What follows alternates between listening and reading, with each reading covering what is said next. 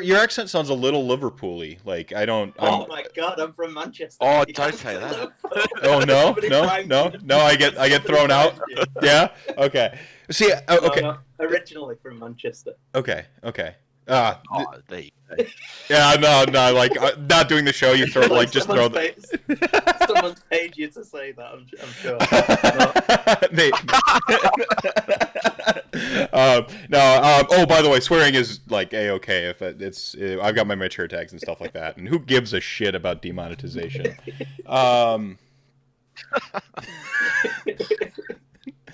Let's see.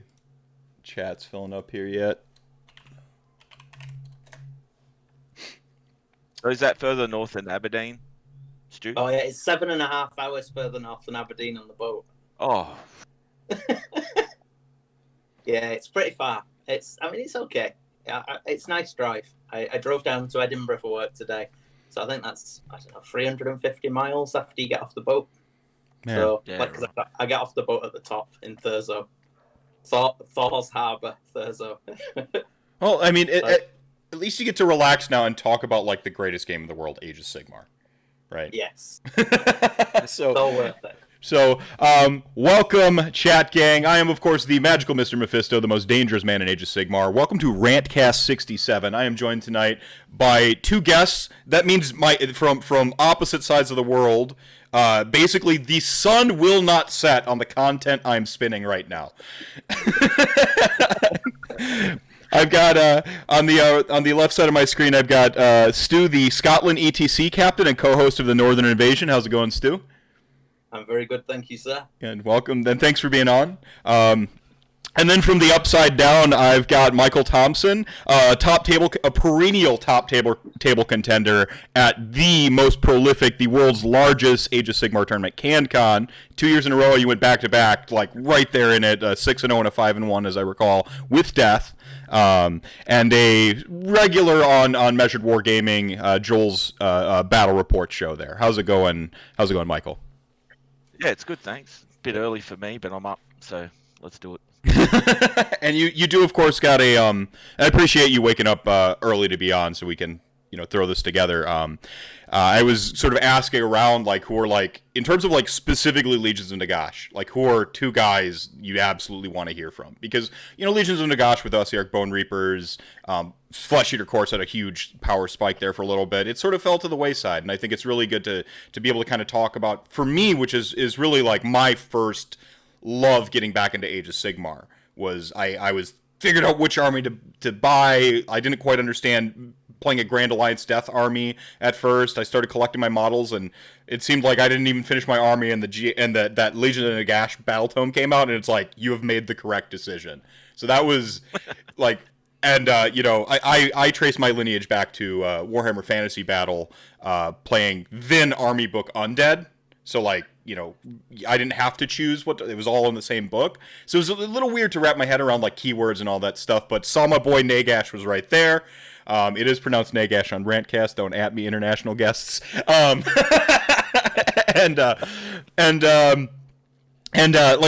it was just like falling in love all over again. But that's me. That's my story with Legions of Nagash. Stu, I'm going to start with you. What's your background with Age of Sigmar, and why death? Why Legions of Nagash? Well, I suppose back in Fantasy, I was a Greenskins player. So and ogres and things like that, mainly goblins actually. And then when AOS first dropped, I was playing Mixed Destruction at the time, which was double Dreadmaw. I was running double Dreadmaw with Tyrant, and I'd cobbled together all my destruction stuff.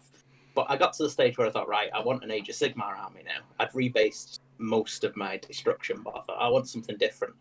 So it was pre-Legions of Nagash book, but we had those Grand Alliance books, they were all massive except for the little Death one. But I remember going through the End Times, and Death did really well. It got some really nice new models. We got the Mortarks, we got the Morghasts.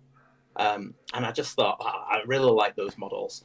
So I thought, right, I'm going to just do an AOS army. And at the time, I built the Death March. That's what I started with. And I thought, right, I'll build a Death March. And then it kind of grew from there. It got a bit crazy. I think I've got most things. I have got Nagash on Nagash, if you want to. Yeah, there you go. Thank you. Yeah, Drake. You know, I'll send you the olive branch. I've got built in yet, so I've never actually played with the man. But yeah. I run the three Mortax that matter. Anybody else, I do believe, is a pretender. I'm not. Well, Alinda doesn't count, and Catacross is not even getting any of my time. So there's three Mortax. The shade. So what are the three more Tarks that matter? Just for posterity. Yeah. So first and foremost, we've got Manfred, who gave us this great game. So Manfred pushed away the game we used to. Yeah, blew up the old world. so Manfred front and center. Then there's Meph, who's it's like a good Alariel, and then we've got Arcan, which is just shite.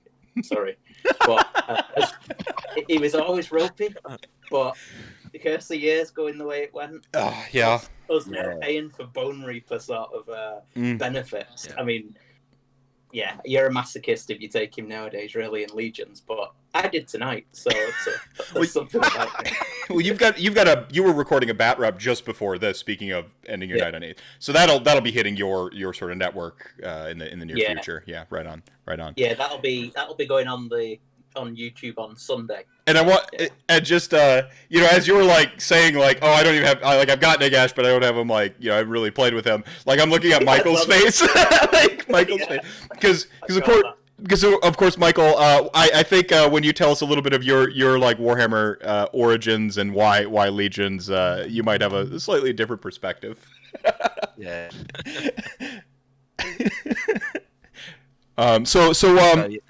Yeah. Why don't you tell me a little bit about your Warhammer background, and why you chose death?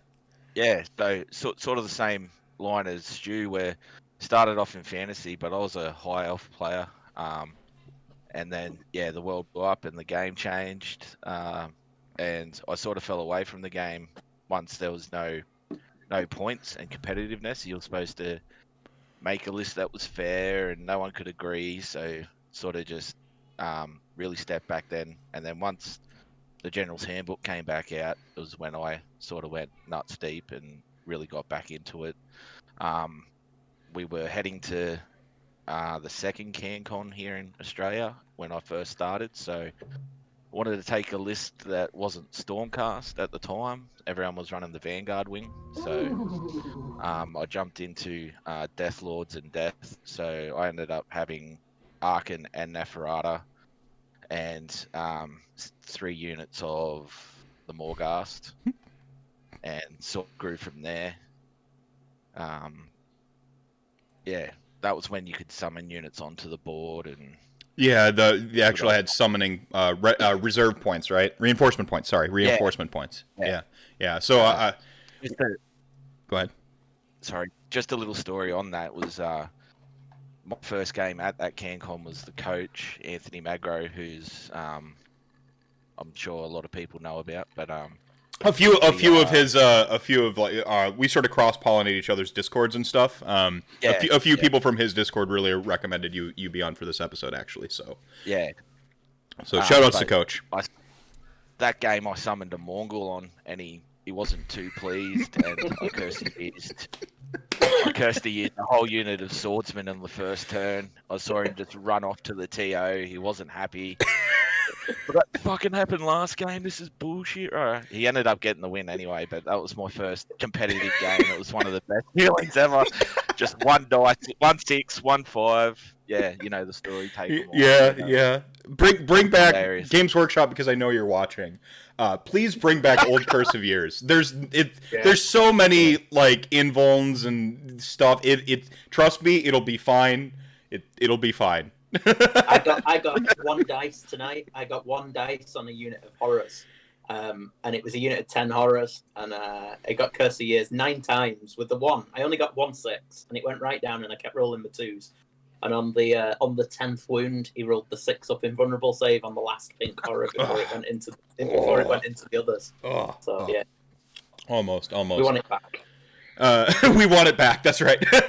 we want it back. It's a quirky, interesting ability. You don't like Archon? Just shoot him. He's made out of paper. Yeah. So real quick, chat gang sort of popping off. Furious Bumblegoose with a tier 1 sub. Thank you so much for that sub. And Surf Luke's a lot subbed with a tier 1 for 3 months now, and says, "Hey, up Mon the Scots." Yeah. I think that's some sort of battle cry for Scots. Yeah, Fluxy and me actually came down to CanCon this year. We went on an epic flight via New York and San Francisco.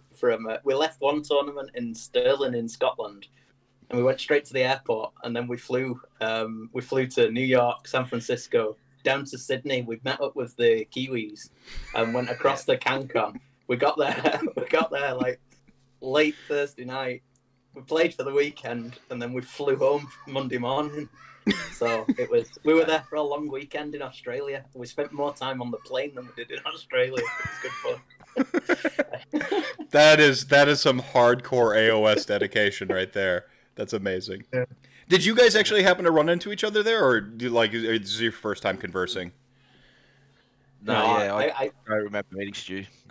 No, I was unconscious. Yeah, there's 200 people. Well. Yeah, there's 200 people there. You're trying to meet up with friends that you haven't seen in ages. Yeah. My family is here in Canberra, and I wasn't living here at the time, so you're running around catching up with them. It's a massive weekend for myself personally when you're just trying to catch up with everyone, because, as you know, Australia is massive, and when you travel to events, you make friends and you just want to see them most of the time. Yeah. No, I understand. I every tournament there's always that group of people that I thought I was going to get to hang out with, and just like the schedules never align. You meet some new people, you try to like hang out with your friends. I've started making, I'm not famous by any means, but I have that like one or two people every now and then that are like, "Oh, you're Mephisto," and then like I'm like, "Oh, hey, human," and then you have that like that conversation where like they know way more about you than you know about them, because I have the arrogance to broadcast myself to the universe. But it's like I'm always fascinated by the AOS community, and really I think that this sort of, I've been calling it like a stasis. Of course, your country's both handled the pandemic a lot better than mine did, so you got to go out and play games more than we do. But I've considered it stasis because events did stagger. We did shut down some major ones across the whole globe, and the meta is kind of in a weird flux, I think. Like a state where like we have some factors that we know about. We have some stuff that I think we go, okay, yeah, we know this stuff's good. We know this stuff is good. But I also think because we're kind of in stasis, mostly playing with our close-knit groups of friends, we're able to sort of investigate some old tech and like, is this good now? Did I overlook this before? Because I mean, you really got nothing to lose right now, taking 3 Mortarks to a fight. And I think that this is why I want to do tonight's episode, this sort of Legions of Nagash retrospective, and see what we can kind of harness from this when we kind of inevitably come out of our isolations and go get back to playing games with each other again. Yeah. You're lurking. Sounds good. Surprise me. So real quick, was it like is there any like lore that you gravitate towards Legion or towards Legion of Nagash or Death that you were just like that really helped like make it feel like the right decision, or was it like more of a play style thing, or was it both or something else? We'll start with you real quick there, Stu, and then Michael's question. Well, I think I had we're really lucky with the Black Library stuff that comes out, so I've always been a bit of a fan from reading up on the stuff. And I think that early on we had some good stories. We had a few of the characters that we loved from the old world managed to come across, so we were quite lucky with our faction on that. And then I think that the intrigue and the sort of duplicitousness of Nagash's lieutenants was what got me one of the highest things. I did like the End Times novels. Yeah, they were good. then I liked seeing it follow through, and seeing in particular Meph and Manfred always being the unwilling sort of they were always looking for a way to stick a knife in the back of the big man, and you never quite knew with Arkham. Arkham was he was always loyal, but then when you read the books and things, you're like, is he truly waiting for his moment? Like, is he really? Is this really just the longest con in all of them? Yeah. See, Manfred. Chat gang knows that me and Manfred don't see eye to eye at all. And but that's the best thing. Nobody likes him, so you can really bait people with him. Yeah. I find, honestly, you get in the heads with Manfred because everybody hates him. He's going to draw fire, and if he does something, and he actually pulls something successful, they've lost. They lose the psychological game. They lose the game early. I love that you're talking about the psychological game, the mental game. So, I've talked a little bit with you, Michael, about Nagash and how, like, you're just kind of like, I just kind of want to run this guy all the time. Where's that come from? Yeah. The model itself, I just love it. I love, most of my lists would normally have a big model in them. You want that centerpiece, yeah. But the rule set Nagash came with when Legions dropped was too good. The fact that you're ignoring Battle Shock table wide, re-rolling ones to hit for free as well. Like, it was all too good to pass up. And I know a lot of people think before the new War Scroll came out that he wasn't worth his value in points when it come to 2000. Like, I don't know if that's the same in Scotland or America, but definitely in Australia. But I just feel him too good to pass up. I love him. Well, I think it's a mixed bag. I think it's certain your lists are very like they're tall and narrow, rather than wide. And I mean, you have to get back your. I mean, once you buy an endless spell or two, you're looking at almost 1,000-point investment, half your army in on Nagash. You got to get that back. Like, it was 800 points, I think, before he got the new War Scroll. Yeah, so, he's up to 880 now after OBR. Yeah, but I think you could make him I used to use him as a beat stick as well, like throw him into combat. Like, you just can't have him sitting there, and I think that's where people sort of go wrong with him. They try to protect him too much, and they don't play aggressive enough. Yeah, 100%. I've not seen him in a tournament now for, apart from going down to CanCon, I've not seen him in a tournament for since Bobo last year. So that'd have been last April. Yeah. I've really not seen much table time. He's not been in Scotland at all for over a year. So. Yeah, he's fallen out of favor at the moment. Since Nagash plus 60, that is Nagash plus 60 Grimghast Reapers, since that list kind of, got removed. I think a lot of people, that was like the cookie cutter, call it the easy cheese. There's nothing wrong with easy cheese. It tastes great on Ritz crackers. Once that kind of fell out of favor, people started looking at okay, I can either build 60 different dead things to play with Nagash or whatever, or I can just build a new army, right? And then once you're looking at something like that, people tended to migrate. I think we don't always move off of things because it gets bad when something gets nerfed. You have an opportunity to sort of change gears, and I think a lot of people just choose to change gears because of the sort of recency bias of our game. There's always new flashy models coming out. The meta is always kind of shifting and rotating. So I think people try to move off of that. That said, Nagash sees relative regular play here in America. I think we just have a very committed fan base to their armies. I think is what it is here. And Australia is the Galapagos Islands. It's just evolution, the forced evolution of weird distribution has made Australia's meta just have to evolve in just crazy awesome ways. So. Yeah. So you see people get really, really good with these Nagash plus 30 pony lists or Beasts of Chaos, which is no one plays Beasts of Chaos. Oh no, over here we got Beasts of stuff like that. So I think that's what's really, really kind of special about. Go ahead. I think Australia's got 3 different tiers of competitive players where, like you're saying, people hold on to their armies and just play them because they love them. You got the guys that want to pick against the meta, and then you just got the guys who play the meta as such. And like when you got CanCon for 200, that's just going to throw you 10,000 different lists that you just won't ever see again.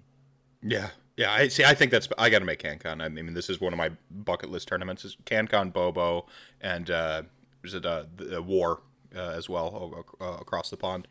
So, what do you find, Stu? Is that like the meta in Scotland? I mean, you're relatively close to being in part of the UK meta, but is it distinct from that, like all the stuff I read online, or is it its own thing, and then you guys kind of travel and go invade their meta? How's that? Yeah. What's that dynamic like? Yeah, we've got quite a close knit group. I mean, we have our own northern rankings, and I think that we have about 250 people sitting in that have scored in a sort of an official tournament that's part of our season. It's nowhere near the volume that you get down in England, where the population centre is. I mean, we only have 5 million people in Scotland, so there's a lot smaller player base, and we are quite. You get familiar faces. Our tournaments, you don't get bigger than 50 players because our national venue, the biggest venue we have, and we can't get more than that. Mm-hmm. So you tend to see the familiar faces. There is a little bit of churn, but yeah, it's got its own distinct sort of flavour. Mm-hmm. And then the different regions do as well. I mean, ours in Orkney, people mock us all the time because, you know, we're an island. There's like 7 of us on Orkney that play, which is quite a lot, really, considering the fairly low population. But it's not bad for a round robin tournament. That's everyone play. That's that you can get a full RTT in on that. yeah.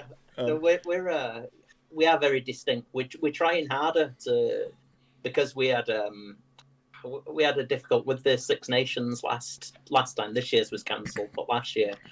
It was a disappointing result for us in the end. We came last, which hurt. Yeah. And I think that we saw the other nations have put a lot more prep time in. And I think that's the last 12 months as a nation, we've really upped our game and things. We've opened the pool. We do specific practice days and things. So we're working on building an artificial meta, which is to strategically counter the other nations. Wow. But yeah, it's very small. It's quite a small community. Yeah. But I mean, you then get that familiarity with opponents. So I mean, you really get a chance to sort of deepen your own tactics from just like that repetition of competition with people you're familiar with. So I think these are both make for very interesting dynamics to how it sort of flavors your perspectives on the army. And of course, I don't think I've tipped our hands yet, but one of you loves Legions of Night specifically, and one of you is a big Grand Host proponent. And everyone checking knows what I am, but I like Grand Host a great deal myself. I think you can get a lot of business in on Grand Host, even without Nagash, because this is where you can kind of bring the other Mortarks to play and do some stuff without having to invest on both of them. So I think that and Graveguard as battle line for me is really like so good. Like so I've got my own leanings, but I do think that there's some sick tech in Legions of Blood. So we're gonna go through each of these not quite sub factions. Legions of Nagash is an interesting book in that I feel like it was a beta test for 2.0. Yes. Like they hadn't quite figured out sub factions yet. Later on we get like, IDK and they have their sub factions in there. The seasoning's not quite right because they don't quite feel like they do enough with what they're called enclaves, I think, in there. And then by the time like we roll around to the next slew of books, then like it's fully fleshed out. But it feels like a beta test where it's like, oh no, they're each going to be different armies. They're each going to be different allegiances. They should probably have just been sub-factions. We'll treat them a little bit like, I think, sub-factions for purposes of our discussion, because they all have grave sites and, 6-up death save, and they all have some of the same basic stuff. They just swap in and out a couple of rules and a couple of like sort of force organization stuff. Obviously in the artifacts, all that stuff changes. So we're gonna start out with the Supreme Lord of Death himself, his personal faction, sub-faction with Grand Host. And Michael, I'm gonna kind of let you take the lead. You took a Grand Host list deep into CanCon. Was that the 5-1 or was that the 6-0? No, that was the 6-0. That was a 6-0. Yeah. So you can tell us a little bit about your list before we jump in on that. Were you running Nagash then? Yeah, it was. It's the cookie cutter you were talking about earlier, but it was 30 and 20 Grimghasts with a necromancer and portals. And I think that year there was a realm in play as well, so you got the realm spells included. Yeah. So that made him even better Well, to take. yeah, some extra value for 800 points when realms have of course shifted, which is where. Do you think? Now, obviously, he's not as viable as then, but do you still think like Nagash himself is viable in our current, depowered realms sort of landscape, and he doesn't get all the death wizard spells on the table anymore? Yeah. In Legions, I'm not sold yet. I've had 2 games trying to use Grand Host in the current state of things, and like I think he'll be good against Techless because he's getting +3 to get to those unbind those 10s. But if you don't come up against Techless and you get I think the meta's 60 Sentinels shooting at you, like he's just not going to live. So it's still needed to be tested. I'm sure there's something there that you can do, but I haven't found it yet. So from the Grand Host perspective, like what is it that what is Grand Host, just for our listeners? Like what makes Grand Host its thing? Yeah, so Grand Host is the sub-faction in Legion where Nagash can only go into. He's the only one that can go in, and if you're running him, he has to be your general. You get a 5-up heal on all your units, like at the start of the combat phase. If you roll a 5-up, you heal them. And it gives +1 attack to Morghasts as well. So, and I think the battalion's the first cohort, so you get Nagash, 3 units of either Skeletons, Graveguard, or Black Knights, and a unit of Morghast. And then the little rule there for the battalion is if you're within 3 inches, Nagash can palm wounds off to the Morghast, which is not too bad at the moment, especially with the new War Scroll, because there's got the OCR Bone Reapers keyword, so you can heal them. So you pass your damage off, and then at the start of the next hero phase, you heal them for 3. So, and then I guess you can throw Vile Transference or something like that in as well to heal them. So yeah, there's a little tech there that you could run, I suppose. Yeah, it'd be difficult in my opinion. Okay, so that's Grand. That's Grand Host. The artifact I love to use, which which they just killed, and it did nothing wrong, was a Siphic item. Yeah. Those monsters. Yeah. It did nothing wrong. Is there? Have you found like a replacement for a Siphic item, or I mean, realm artifacts aren't here anymore? I haven't, but the Balefire Lantern would be my choice for the neg ones to wound rolls within 6. Yep. And then you got to re-roll successful cast rolls for wizards. I mean that can be both good and bad. If they just get the spell off and have to re-roll it, and they get a higher roll, out of unbind, out of range. Yeah. So I thought. Oh, go ahead. I was just going to say that would be the artifact I'd take. But that's about it, really. Stu, any input on the artifact portion of Grand Host? What's like in this current landscape? What do you any standouts? Yeah, it's a challenging time. We are struggling at the minute. I mean, we'll probably come onto this a little bit more later. But yeah, the diadem used to be my go-to when I used to run Legion, which was a long time. The Grand Host, which was a long time ago. I'd sit with a white king on mount. So he's on his command. He's on his terrain for the 2+ with the diadem for the extra shrug. So there was. But those days are gone. To be honest, I've not taken Grand Host for quite a while. But yeah, it's I think the lantern, as you say, is it's the go-to. It's what I see people with when I see people playing. Yeah. Yeah. The time glass one where you pick a hero at the start of your first hero phase and you're just doing mortal wounds to them. Like, you've got to get rid of those Cathlars in Lumineth, I think, so that'd be a good shout as well. Mm-hmm. Mm-hmm. Yeah, and it's anywhere on the battlefield. Once per battle, you can just kind of do this. This is where we also have Lord of Nagash Azar. And so this is where, like, one of the things that I think really works well in Grand Host of Nagash, as you said, like, maybe Nagash himself isn't, the most viable option, but a Vampire Lord on Zombie Dragon, the fact that you're not bringing an Ethereal Amulet anymore to every single party on it, has caused us to have to, like, think outside the box on, like, where to put him. Having a -1, that -1 wound roll on him, and the -1 cast because he's going to be in that battle, starts to become pretty appealing. It starts to become appealing. You throw Spectral, the neg 1 to hit spell. If you get it off twice as well, you're practically running on Ethereal then. Like, you can't hit, you can't wound him.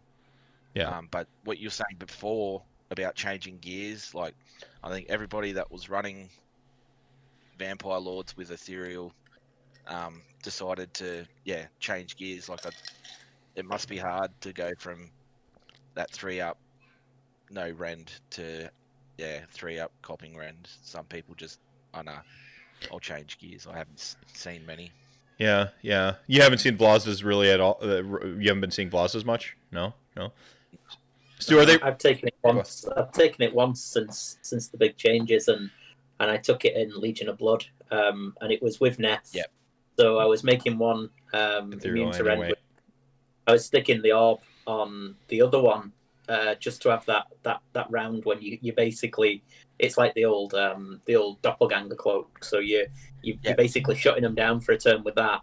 And I tend to put the soulbound garments on the one. Mm-hmm. So you tend to have they're immune to rend, the re-rolling ones. So you've got the 3-up re-rolling ones, and the other one's got the orb. Is the way I've been running them, but I'm still struggling.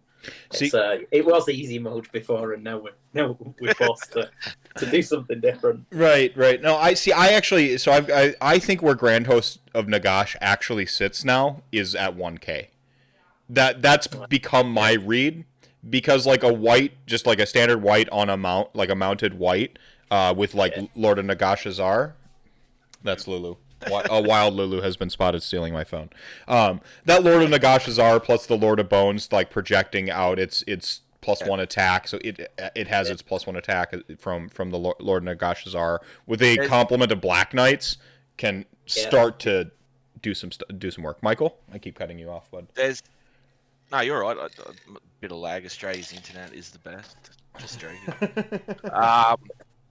There is a 2K one drop list for the Grand Host with that battalion, the first cohort. You can get Nagash, 3 battle line, be a 1-drop. I guess you can compete against like clown cars and whatnot. But KO, it really is the game of outdrop them. They lose it more than ever. Yeah,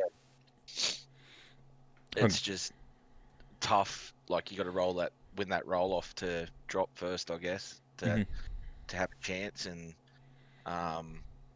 with only having the one hero in Nagash in that list, you're probably necking yourself anyway, because you're not in range of all the units to save them. And with like Croak, NATO, and Techless out there just dishing out mortals, is probably not 100% competitive. But there is that one drop list where you can have a run at things, I think. Well, a Grand Host Nagash, running Grand Host with actual Nagash, it's harder to get the value out of him because he is like, T- until dead. Yeah. But like, I mean, you still have his command ability is board wide. The Grand Host heal is just table wide. It's on a unit per unit basis, so it's got some resilience if you don't get just blown off the table, which many times can come down to clever deployments. Like, if you just deploy, like you have to like learn your deployments with Grand Host. And I know every army has its own like hoops to jump through, but the fact that it is such a house of cards, you kill our general, you shut off half of our abilities or more, depending on on your general. I mean, it shuts down our Legion's abilities harder than almost any other army out there. So it can make it really punishing. But the force multiplications are still in there. You've still got your Van Hells. The problem with Van Hells now is you can't make the 3-up caster cast it. Yeah, you can't auto cast it. So it's this super unreliable but awesome steroid now. Yeah. It's just Go ahead. Yeah. So that's what the opponents wait for, really. If you got Nagash casting other spells, they're like, oh, I'll just wait for the Necromancer to cast and unbind it. Yep. They just sit there, wait, and you just negate half your tricks, really. Yeah. I mean, and there's still in general for LON, I still think they do have a high quality of battle line. I used to really favor skeletons, but Chain Rasps are super competent for what their role is. They're decently mobile, decently survivable. Grave sites, they're cheap, relatively cheap. They're really like one of those ultimate bubble wrapping units. So they've got some. Go ahead. Sorry, I still like direwolves for battle line. You chuck in a corpse cart, you get +1 to cast, and they're getting an extra 1-up. They go to a 4-up save. So yeah, I think they're really, really good battle line. Yeah. And then this is of course Graveguard as battle line in Grand Host. I think that's what I would call an absolute hidden gem of this book. Is Graveguard are at the old cost of Grimghast Reapers, and at the old cost of Grimghast Reapers, that 360 for 30. For me, I was actually making decisions on the math. And I'm okay, speed and mobility and ethereal, you can't take away how much of an advantage that is in a game that has as many objectives and needs as much mobility as ours does. But, I'm damage-wise, they actually wear buffs better than Grimghast Reapers. You can spike them, when you get the Lord of Bones, when you get the Van Hells off. They actually spike harder than Graveguard, or than Grimghast Reapers did. So when they were even, and now they're cheaper. And so for me, they're just becoming a steal. I love Death March. It's still my favorite battalion in this book. Death March, Graveguard, and rather than relying on them to walk, you throw them at a gravesite that's aggressively deployed. Hope for a 9-inch charge. Rerolling, probably don't get it, but then on next turn you're gonna smash the crap out of somebody. You put a little Tokyo drift of dogs in front of them for the old school death tactics, GA death, when it really was just dogs and Graveguard. As far as the eye can see, that's still a valid strategy that catches people out pretty frequently. Yeah, for sure. The other thing is where you put your grave sites as well, especially with the new battle plans like Blade's Edge and Forcing the Hand, because they're so table centered. If you can just keep your unit alive around the 4 grave sites, it's not going anywhere. Yeah. The only thing is if you don't have Nagash, you're spending your CP to ignore Battle Shock instead of getting stuff off. I guess that's where the book in its entirety lacks, is CPs. Yeah, that's the major downside. This was written without realizing command. I know that it was written without realizing CPs would exist, but it didn't understand the full importance of farming CPs and having a wealth of them. Using it like its own independent resource, like you're playing poker and betting chips. The way that became and has completely shaped our game in this modern sense. Go ahead. That's just where. You're talking about, we're not sure where the meta sits, but if you're coming up against Teclis or any of those Lumineth wizards who have you spend 2 CP to get your command off, you're just up shit's creek without a paddle, Mm-hmm. Yeah, but they're not going to get it off because you have Nagash. Teclis can say, I'm just picking one spell and that's what I'm having, and then and then I laugh at him and just minigun him down with mortal wounds. Then he rolls then he rolls a 4 up and does it back to you. You know, like it's Yeah, I it's know, just I know, vicious. I know. It's a vicious cycle. cycle. Yeah, yeah.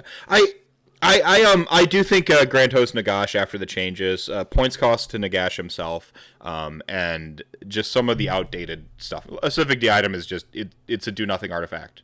Like Yeah, correct. It's pointless. like there's stuff like that in this book. Starting out with +1 CP is about the most you're gonna see in any of these armies really in this whole book. Yep. So you're gonna have 2 on your first turn, and you're gonna be holding 1 to get off that endless legions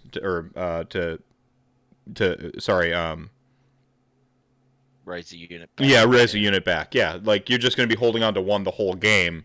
And then the rest is going to basically, if you have Nagash, it's going to go, okay, everything's shock immune, rerolling 1s to hit, rerolling 1s to save. Yep.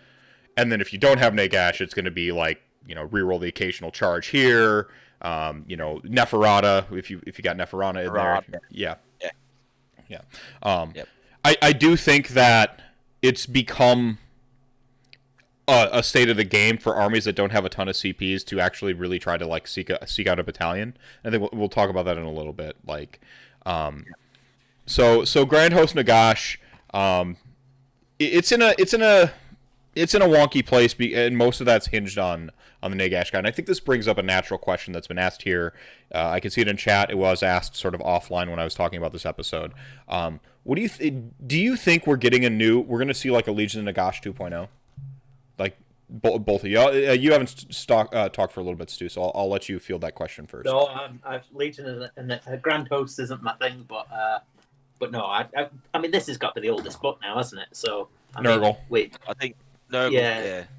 But it's got a bit of a refresh in the Everchosen. Everchosen gave them some books, so. Slaves to Darkness and Everchosen both gave them tools and like updates in sort of like sort of secondary ways that help them, points. I mean, we've just become weaker as new books have come out. Is the way I've seen it. I mean, we've seen Feck, we've seen Nighthaunt, we've seen Legion of Griefborn, and then we've seen Bone Reapers. And what it's done really is just sort of skew our points and kind of just take things from us in a way. Mm-hmm. I think that we're due a refresh. I'm worried. Personally, I don't want it yet because I think that there's still quite a few lists and there's some good tricks still in this book. There's some stuff that we've got that's going to feel the nerf stick when it comes out. I mean, we've got some nice bubbles. We've got some nice withins, not only withins, still kicking about. Mm-hmm. And some of those things are going to really change the way we have to... Our board presence is going to be really, really tightened. I like mobility. I like spreading out. And I think that if we start working with Holy Withins, it's going to be a bit of a struggle unless we get some significant points reductions so we can get even more bodies on the table. But yeah, I'm happy at the moment. So you're actually happy with the book? Cool. Yeah. Okay. Well, we'll tackle some of the stuff you brought up there. I just took a couple notes here. Michael, where are you at with like Legion of Nagash 2.0 book? Yeah. Sort of in the same page as Stu there, but the Holy, because I think in your last RantCast you were talking about Holy Within and get it out. I just get it out of here. Yeah, punt it from the game. Yeah. I got a feeling that's what's coming for us as well. Like it, Holy Within 18 or Holy Within 12 of heroes to get that 6 up. The fact that we were all about after saves, and we've now been shafted by only allowing to have 1, especially with like the diadem as an example, like that we need a refresh there maybe. But the biggest thing is the grave sites aren't terrain, and that's what scares me as well, is that if they touch that as being terrain, part of the terrain, it like you got to keep it away from here and here. Like at the moment I can put it on an objective, there's nothing saying I can't. So early on, I remember, and this brings up an interesting point. Early on with gravesites, I'm like, just make it terrain so people stop complaining about it. And like because like I just remember like people complaining about like gravesites all the time. I'm like, it's because they ignore them. I put a little coin on the table, and then they never ever think they need to interact with it. So when I pull back a whole unit out the gravesite, they're just like, what? And I'm like, you could have zoned it this whole game. You know, like, you could have done that. Like, it's the most telegraphed, like, summoning in the entire game with the most constraints possible. Something of mine has to completely die. Like, full 2 dead, it must be gone. Like, it's not, I don't have a summoning board on the side of random stuff that would be fun. I have, like, it's in my list already. You know what it is, you know what it does, and it has to die. You know you can retreat from a unit that's on 3 skeletons, right? So that I don't have the opportunity to, like, to bring it all back. Like, or you could zone out any of my gravesites. It's only for my general, so you can body block my general from getting to the gravesite. And so I was just like, I was angry at people, and I'm like, stop complaining on the internet. Like, make it a terrain feature, because then people will realize it's something they have to interact with on the table. And, like, now I'm like, no, don't make it a terrain, like, don't make it a terrain feature. No. Because of that tactical, go ahead. There's just too many rules for terrain pieces as it is, where they can put them, where you can't put them. The fact that we can have 2 in our territory and then 2 wherever else we want them, just they're perfect, in my opinion, where they are. Just don't touch them. Well, this is one of those, like, really cool mechanics that's still in our game, I think. You know, like, and I don't want to ever talking about, like, Curse of Years, you know. Yeah, Curse of Years, like, it kills a bunch of stuff, so people are going to, like, you know, pay attention to it, I think, a lot more than just, like, the gravesites is an interesting mechanic. You know, you think about, like, it's this, like, fixed point where you go, that's a gravesite, and what that does for the tactics of your army. You know, I'm a big fan of arranging them in, like, a diamond configuration in some manner, depending on the deployments. Yep. And just, like, I'm like, oh no, like, you know, knife to the heart. Like, I know I'm going for, like, an aggressive strategy. I love to run 15 Black Knights. I will put 1 gravesite on my objective with, like, basically my entire army. Some of it, like, and then I'll throw something in the gravesite underground just to keep people honest, so they're, like, worried I might pull it out somewhere. And then I will just charge. I'll put 3 points on their objective, and then just charge 15 Black Knights at it. Pull them back, charge 15 Black Knights at it until I win.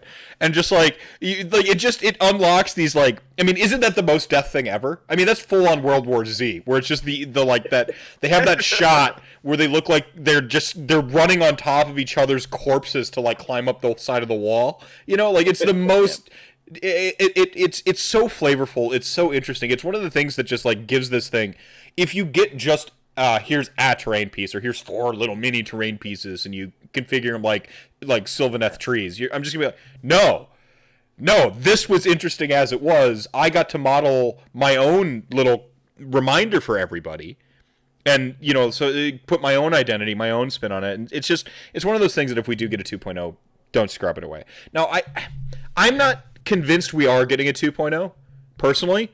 I'm not.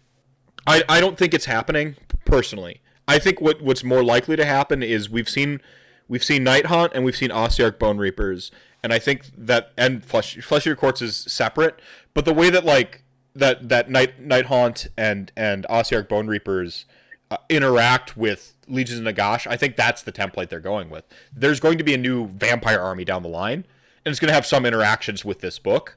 Like, Neferata can go into the Neferata and Manfred can go into that new vampire book. These space vampires or whatever they're talking about. Like, they can go into that book and do stuff in there. But then, like, it's not going to come back this way. So I think if they go in there, they go in there, I think we'll lose this book. Is that what it is? Yeah. I mean, I can't see that there won't be Legions anymore. They'll all have their own books. Because once all 3 Mortarks are in different books, and then you've got the new Pretenders in their own books as well. I mean, this will cease to be if we get the Soulblight book with Meph and Manfred in. Oh, I see. I mean, I personally fear we're going to lose Death Rattle and Deadwalkers as factions as well. I think that they'll go the way of the Grot.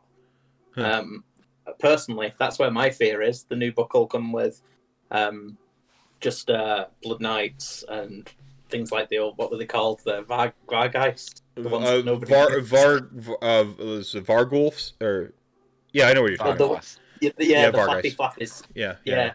So, I mean, I just think that some of these more traditional fantasy things that aren't IP I hope it doesn't. Well, but I do have that fear that it might. It might go. To that point, you got to keep the classic necromantic, like Army of Darkness undead. You got to keep it around in some way, shape, or form. I think a 2.0 is potentially. I don't think it's going to happen, but if it does happen, it should go more like a Cities of Sigmar route. Like, just, a little just. I mean, there's a lot of dead units in this book. Like, I don't care about my bat swarms. Like, people should still be allowed to play with their toys, but like, there's still a lot of. I mean, this could stand to have a breath of fresh air added to it in the form of like just like a newer take on what legions mean. I think, but I don't see it happening. I get your point, Stu, about if they say, oh, the new vampire army gets these 2 Mortarks, then like all this just goes away. They don't. There's no reason to have these old things. It's scary. I hope not. I really don't. I hope not.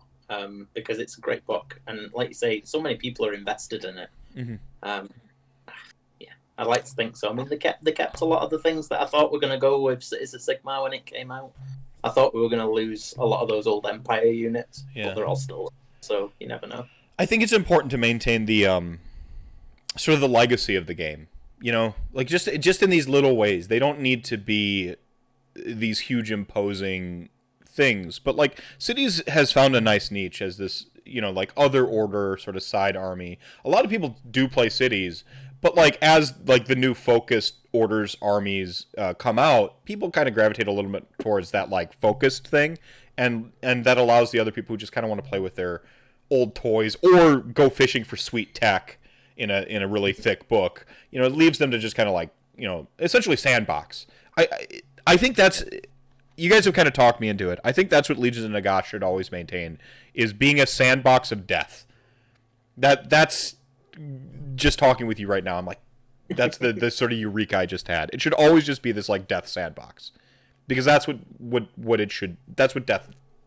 I mean, there's something quintessential about that. That like, I'm just gonna res all the corpses. I don't care what the corpses are. Then like, let's go fight.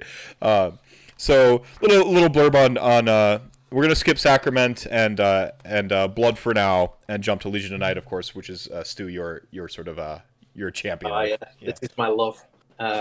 So Legion of Night. I mean, this is to me. I think it's the flexibility that won me over. I was playing Grand Host for a while, but like you, the backbone of most of my competitive armies has always been the Death March. And I have a standard go-to of 40 skellies with spears, 2 10s with swords, just 5 Black Knights, 10 Graveguard, and the White King mounted. And this is like the backbone of the list. And first off, Legion of Night, getting the +1 to death rattle in your own territory is massive.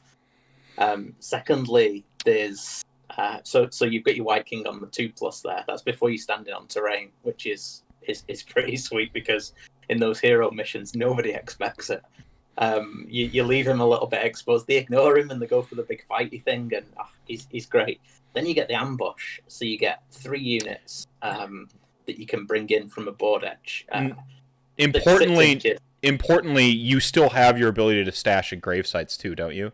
Because that's a feature of grave sites. So what this? Go ahead. Yeah. No, I'm just saying. So you get the additional 3. So these ones are going to come in on a board edge within 6, 9 away. You can still deposit your summonable units in the grave. So I've played a lot of games where I've started with nothing on the table, and I've put my grave sites, just depending on what I'm playing, in a position where, well, I can come on either side of the board. I can come in your corner, my corner. I can do anything. Do what you want. And then the thing is, I then come in ambush, pull things out of the grave sites on whichever side of the board I want, depending on how they deploy. Mm-hmm. And I think that with that flexibility we've got with the grave sites, and that the ability from Legion of Night to give us that other trick in the box so that you can put your heroes off the board at the start is really strong. So with me, over time it's evolved, and as I say, I played a lot of Mortarks. I played triple Mortarks for quite a while. I took them to Australia, got humped, but it was okay. Day 2, I found my level, and I sobered up. But But no, I mean, when there was no shooting, Mortarks were good. Now they've got 11 wounds, a 4+ save, and a 6+ death save. That is terrible. That is terrible. It's not enough. And I know that we're cheaper now, but it's still god awful. How can a Plague Bearer or how can a Blight King or something have a better save than my Death Lord? Why don't Death Lords just get a 5+? I don't mind if Deathless minions get a 6+, but why aren't our big fighty things, the good ones, a bit better? Yeah. But anyway, that's my rant. But the thing with Legion of Night then, so that's the thing with me. It's flexibility. So if I am running Mortarks, which I run less now, I ran them tonight, but that was just a bit of fun. If I'm playing in a tournament now, I wouldn't take them. I wouldn't take them because they're not going to last. If you win a first couple of games and you start finding yourself against the people who are there to win, your Mortarks are dead. There's nothing you can do to save them unless you leave them in ambush. That's another good thing about the ambush, actually. You don't have to bring things on till turn 5, which is something else that terrifies me if we get a new book and it changes to be you've got to bring them in at the end of turn 1 or turn 2 or 3 or anything. Yeah. The way it stands at the moment, you can do some pretty strong points denial. You can threaten people for subsequent people. They're used to deploying in such a case where they think, right, well, for the first turn or two, I can afford to stand back. But they have to commit at some point, and as soon as you start baiting them out with your death rattle, which are a standard skeleton against on terrain against something without rend. I mean, you've got a 3+ save, are you on? So you've got 6 up anyway. It goes to a 5 if they've got no rend. You're a 4 because you're in your own territory, and then a 3 because you're on terrain. 10 skeletons on a 3+ save. I mean, this is just easy, and that's 80 points. They're really good for little objective grabbers, and if they die, you just bring them back. Your 40 skeletons are generally going nowhere. Your White King is nigh on unkillable. Granted, we're pretty weak to mortal wounds. It's another one of our big weaknesses. I just think that Knight's got it. To me, it's that flexibility. Plus, if I've got my my White King as my general, which I tend to do, you give him the +3 move. He's in the Death March, so he's on a +7 move. So you've got a 12 inch, you've got a 19 flat move. You can Lord of Bones. You'll always have a vampire for an extra +1. You can Van Hells. So you've got your Black Knights that are on +2 attacks. Then you've got them with Van Hells as well. You've got them moving a flat 16 turn 1. I mean, and it don't matter if they die because you just bring them back. And they can't fail a 6-inch charge, so that's a 22-inch threat.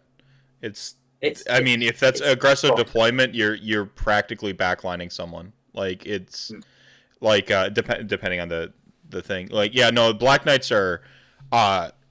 I think Black Knights are an absolute hidden gem of this army, and they play very nicely with the various command traits of it. So you talk about Death March, which is 3-inch hero move, and then is it Sacrament? 4-inch. A 4-inch, yeah. And then my Bone Electric slide list, I used to call it, was I think it's. Where was it? Oh my gosh, I forgot my own list. How sad is that? This is one of the ones I actually ran. Oh my god, was it Blood? I thought it was Blood. Swift Strikes. Oh my, 6. Nope. Wasn't Blood. Maybe it was Sacrament. Yeah, Mastery of Death. Legion of Sacrament was the 3 inches to. So 3 inches, 4 inches, 7 inches. So this was what I called the Bone Electric slide because they just like slid across the table. So you move your 7 inches from Death March plus Sacrament combat trait.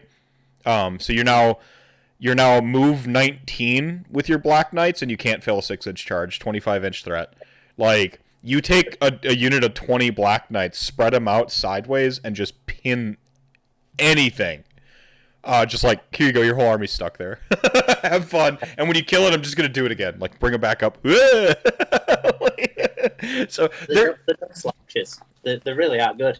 And defensively as well, we were talking there about skeletons on a 3. Well, your Graveguard and your Your Black Knights are on 2+ on territory, on their own territory and on terrain.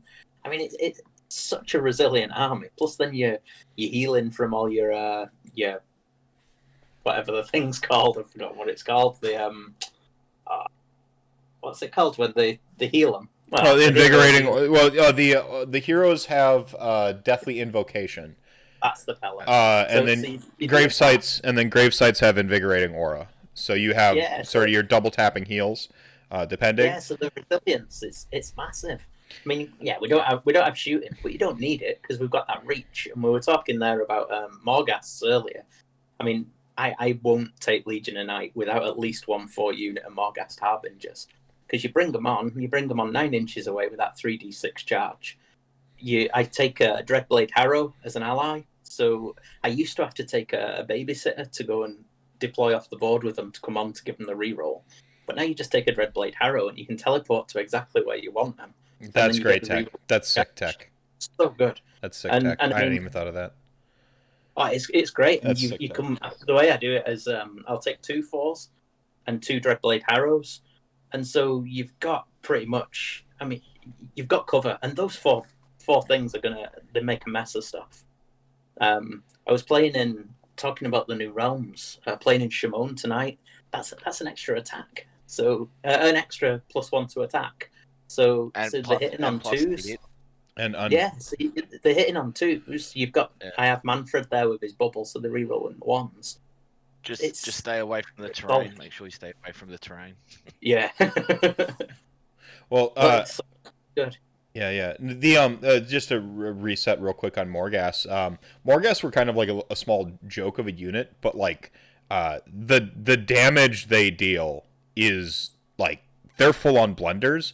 The 3d6 charge, to put it in perspective, the average on 3d6 is 10 inches. They on average get a 9-inch charge. Yeah. Like a below average roll.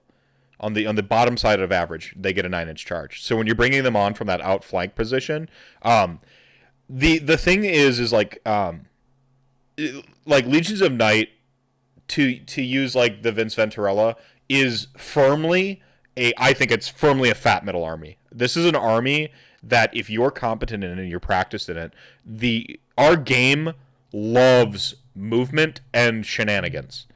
Yeah. Legions of Night has plenty of movement and shenanigans, and it's hard for an opponent. Like my own OC, I think about like my own OCR Bone Reapers army, which is I've sort of migrated that way a little bit lately, as you know, Chat Gang will attest. Because it's where Nagash lives the best. But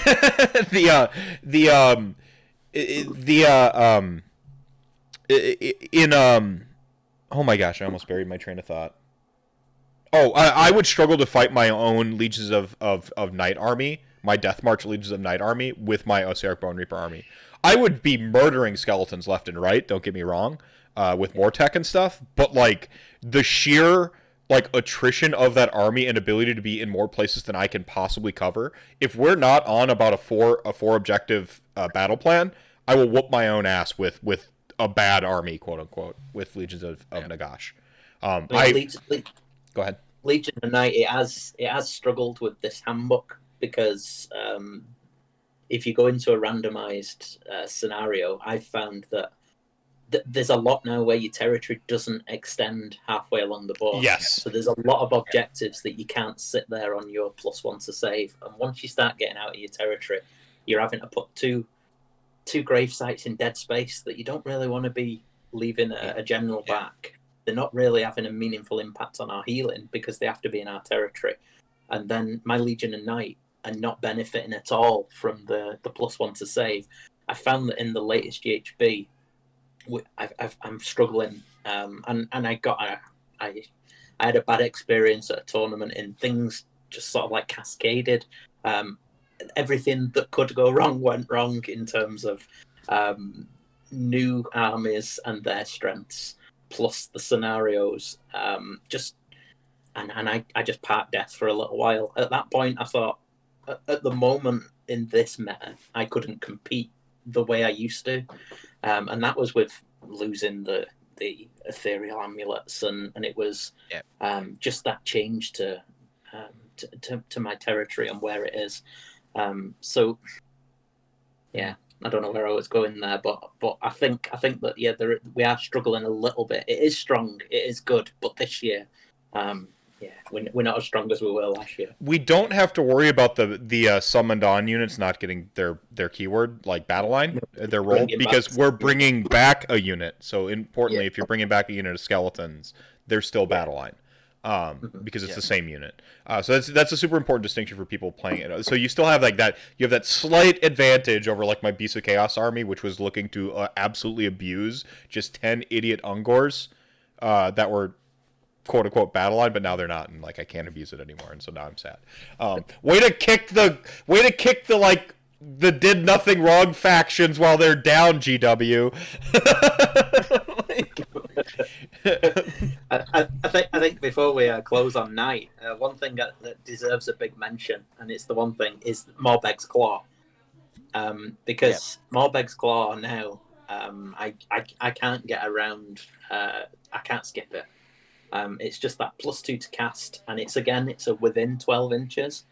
So I tend to have the Claw Caddy. It can be a Necromancer, depends what I'm running tonight. I took triple Mortarks. I took 40 Skellies, two 10s, and the 4 Harbingers plus a Vampire because I wanted the extra attack for the Morghasts, the cheap extra attack. I love it. Yeah, so I had that, but my Vampire had the Claw. So he just stood next to Arcan and put Arcan on +4 to cast, which Arcan really likes that, and so does Curse of Year. So real quick, for those of you at home, Morbeg's Claw, in your hero phase, you can declare that the bearer will carve sigils in the ground with this claw. If you do so, they may not move, charge, or attack this turn, but you can add 2 to casting rolls made for friendly Legion of Night Wizards within 12. It's within 12, not wholly within, so you can nick the edge of a base on like a Mortark. +2 to cast across. This solves the problem of Van Hels, because Van Hels, I believe, is CV8. I mean, you're getting Archon's bonus on your random like Necromancer who's hiding in terrain with like a pack of wolves or like a 10 block of skeletons there to just like throw past wounds onto. The nigh unkillable Necromancer now has a +2 within 18 inches for Van Hels. So you can tag the tail of the one Black Knight you left back this way, and then boom. Yeah. Now they're double piling in. Now they're doing work. So, go ahead, Michael. Yeah. All right, the Morghast, I got a story for him. The Vampire Lord I had a unit of 6 in a 2.5K tournament, running the first cohort, and I had a unit of 6 make a charge. This was before you could swap weapons, so I had the Archive with the halberds. A Vampire Lord gave him +1 attack. They were in Grand Host for an extra attack, and 6 of them wiped off 9 Evocators on cats. That was like the best rolling I've ever done. Yeah, those Thundercats just dead. Yeah, it's not like, but with Legion of Night, this is something I've been discussing with Joel from Measured Gaming, is the what we're calling the null deploy lists. So you have nothing on the board. I think there's one in where you can have ghouls start off the side and have your 2 dragons, not Terrorgeist, but dragons in the sky. Flying eye. Yep. Yeah. So then again, you got nothing on the board unless you take an Arc Regent, which you probably will. But besides that, and I think Joel was looking at beasts and having nothing on the board as well. So you know your eels, your KO, and even Seraphon and stuff have nothing to shoot at, and you come on and hopefully get a double and compete. Yeah, it works. It's good. Yeah. No, the null deployment is. I mean, it's a skill floor thing. Like you must be this tall to ride. Learn how to like abuse it. I mean, that's I talk about playing from the back foot. You're giving opponents decisions. Now, my fear of like with null deployments is sometimes like an army like FAC, if you bring a 40 block of ghouls, I can screen that whole back board edge for the most part and like stop you from outflanking me there. So now I've pushed your tricks up this way. So savvy opponents can you don't do it against that, do you? as soon as you know who you're playing most of the time, you know their skill level, and you can see what they've got on the board. Yeah. And exactly that. I remember one of the guys who we do the podcast with, Liam, and he's one of our really good players, and he used to take out quite a lot of tournaments. He's having a bit of a hiatus, but he was playing, what was he playing? Stormcast, and he did Vanguard Wing, I think it was he was doing. But he did something, he deployed everything off the table, and it was at the Face Hammer tournament the year before last. And the guy had Khorne, and he gave first turn, or something happened, and then he just ran, and covered the whole table, and he couldn't deploy. And that was it. The whole army died in the sky. So it's a lesson. I mean, and he got caught out there. And I don't know how he must have had a wobble, because he's a really good player. But it happens, and it's just it never happened again. And you only make the mistake once, don't you? Yeah. It's I think that you choose. Sometimes you're in the position where you know you're going to get shot off. You're out deployed. If you put in something on the board, it's going to die. So you just stick it off the board, and then you're giving the decisions to your opponent. This is what we call playing to your outs. Like you know that you're out. You're either out punched, outclassed, or outshot, and you're like, well, I'm on the back foot, but this gives me that like puncher's chance to do anything. And so you're gonna take that puncher's chance that you're just gonna land the shot right on the button, even though they're outscoring you on the card, right? Like, to use a boxing metaphor, like you just got to do that. And I mean that's what it's about. Like the toolbox armies, I think, always have a really interesting place to play in Age of Sigmar. I personally tend to favor toolbox armies. I like having decisions to make in a game that impact the outcome, as opposed to something where like I deploy with the strategy every game. It almost doesn't matter who's lining up across from me. I'm going to, like a Brass Stampede. I love it, but Brass Stampede has pretty much one game plan. It's going to line up. It's going to go for a pin and win. And there's some nuance to it besides, but it's always going to try to essentially pin you in your deployment and just grind you down and win. Like there are certain armies that just have that, sort of basic strategy, if you will. I like armies that have like more of a flow chart, and I think that's where Legions of Nagash used to be when we had the cookie card, or the GGR, the Nagash plus 60 or Nagash plus 50 if you wanted to fit in like the extra hero or whatever.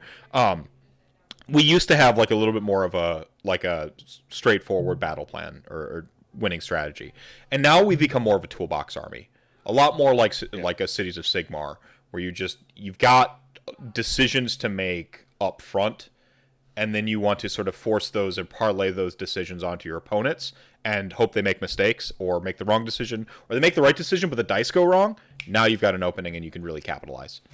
So I think that's a fun place to exist personally. Let's see. So we from there we'll kind of we'll backpedal a little bit to Archons. You mentioned your any battle traits real quick that really are standouts for. I mean, I tend to be taking Manfred. Manfred. Yeah, well, I did. Now, given the fact that they fall over to pay like in a stiff breeze, I think it's a tricky one now.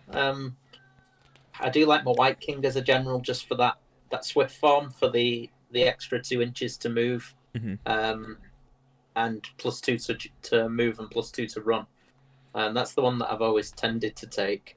Alternatively, you can go with above suspicion, so that you can put 4 units in ambush, which is quite a good one if you're wanting to play a bit of a monster mash game. And I mean, you obviously can't take a Mortarch then, because if you take any Mortarch, you have to take Manfred, and he has to be a general. Yep. But I've done above suspicion before when you're going heavy with the vampires. So yeah, I think there are options there. It is my favourite one just because of that flexibility. Right. And I think that's in that ambush as well as the grave. That's what I love about it. So real quick, Chat Gang, Dead Montana redeemed 1,000 RDP to remind everyone that Chat Gang ain't nothing to fuck with. And Minimum Pants says Morghast are the greatest unit in the entire game.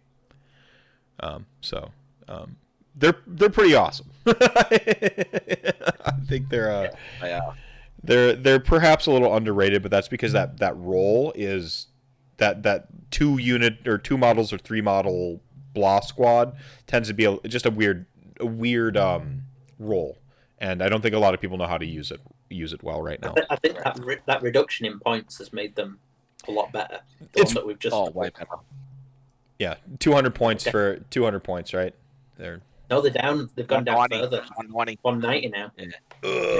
yeah. Okay. Yeah, it's in the FAQ, so it's definitely worth it now. That unit of 4 for 3.8 is.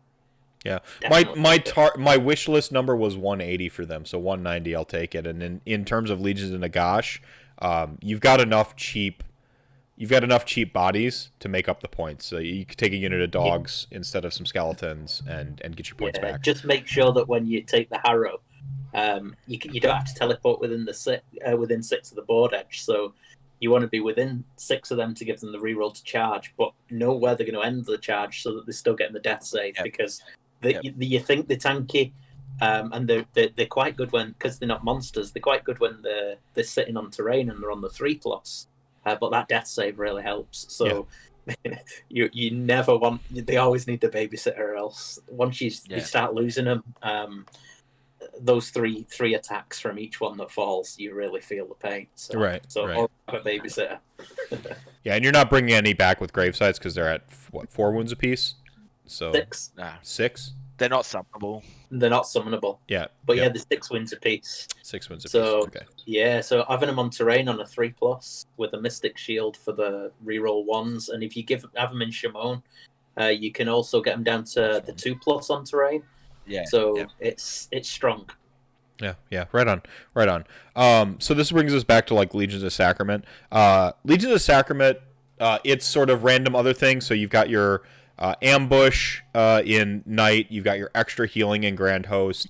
Sacrament has like the really niche one that I think I've in an entire more than a calendar year of tournaments of running Legions of Nagash, I never once got it to go off.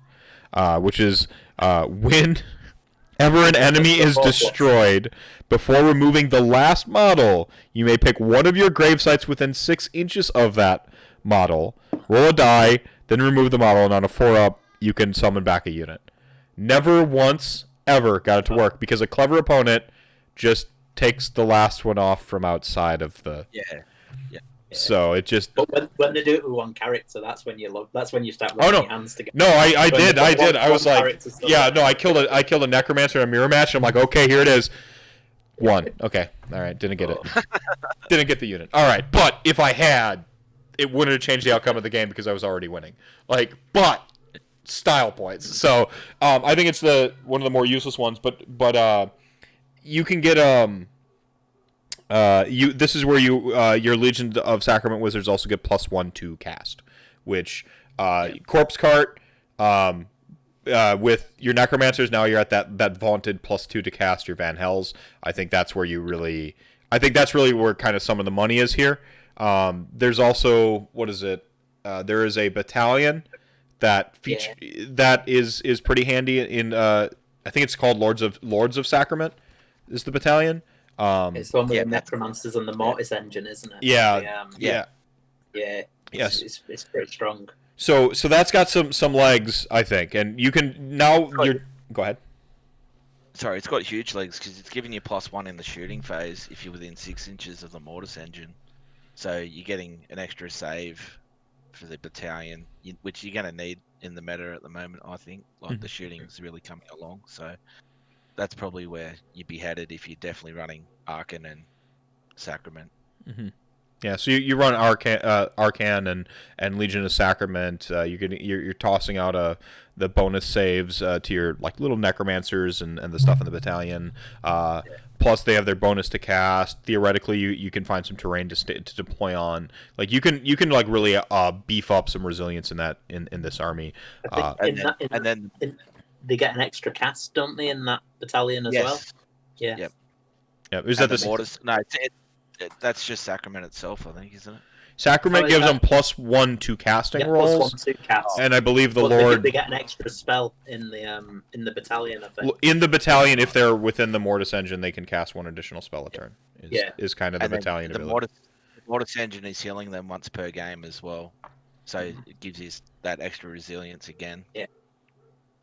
I remember before the nerf to endless spells and stuff, we did it, and I think we'd just got the new General's Handbook, and it was one of these. It was at Six Nations, and I'd been told I had to take Sacrament because you can't have the same War Scrolls or Allegiance as other people in the team.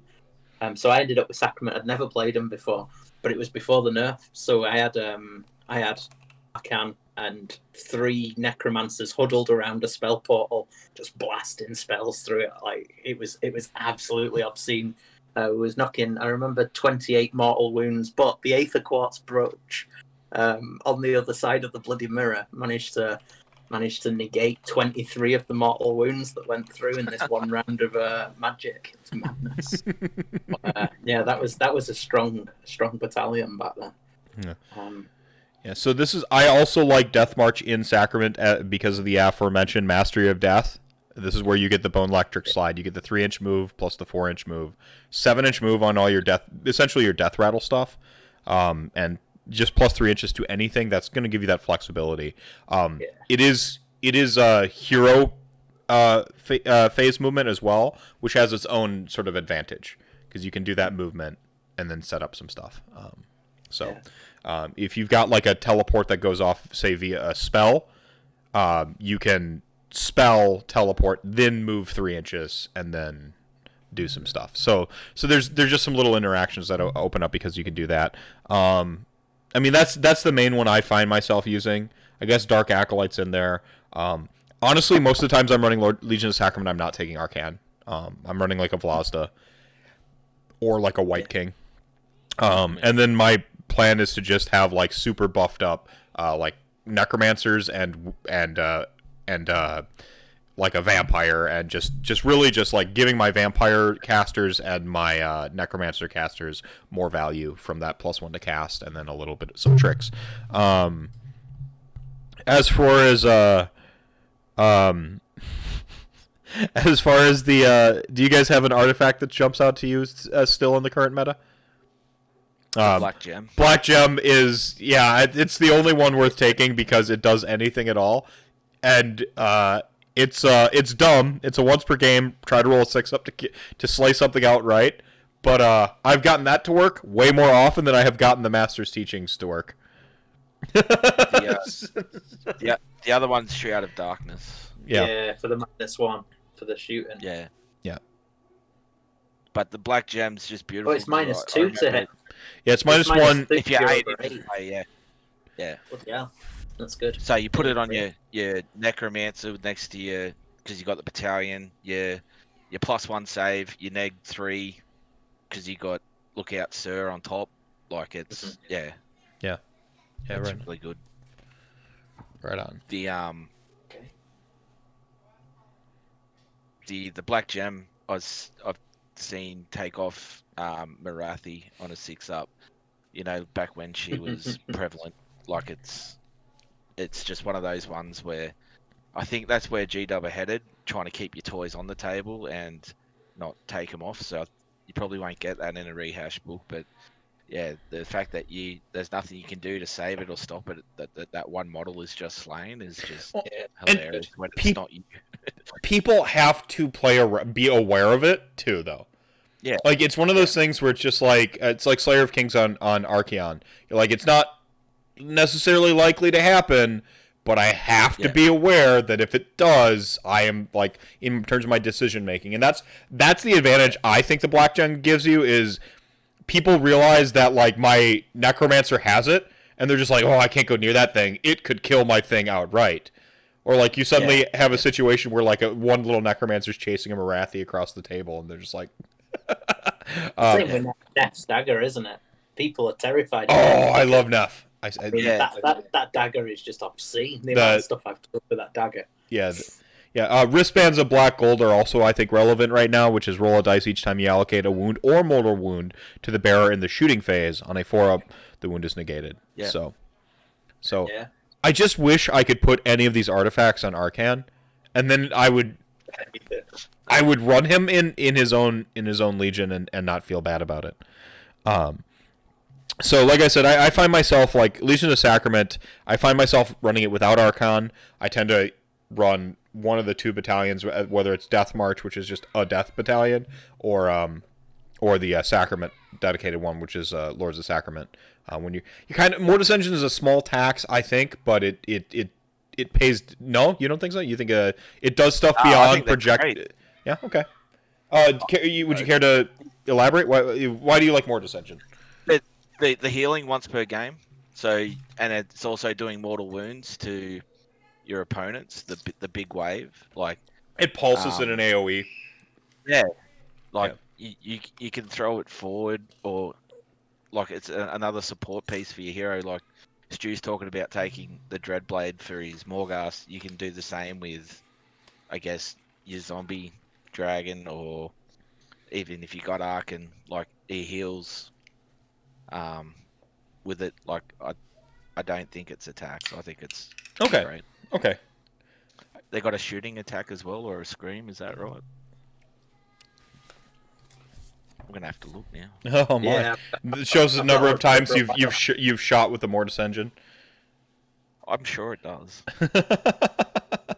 It's been a while, hasn't it? I haven't run a Mortis Engine in a long time myself. Not gonna lie. It's got the whale. It's got the whale. It's the D3 mortals if you roll higher than the Yeah.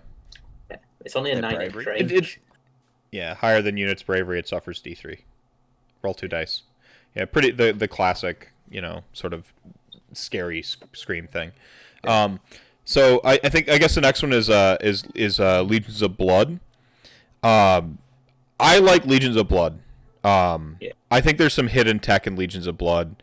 So it's sort of different, quote unquote, stuff from the bonus to cast, extra ambushes and so on and so forth. Is you get the Immortal Magistry, which is -1 bravery, sometimes matters, and favored retainers, which is add 1 to the attacks characteristics of all melee weapons used for friendly Legion of Blood Vampire Lords and Legion of Blood Blood Knights. So there was a errata done for Vordry, who doesn't technically have the Vampire Lord keywords or whatever. Now he has them, so it does work on Vordry as well.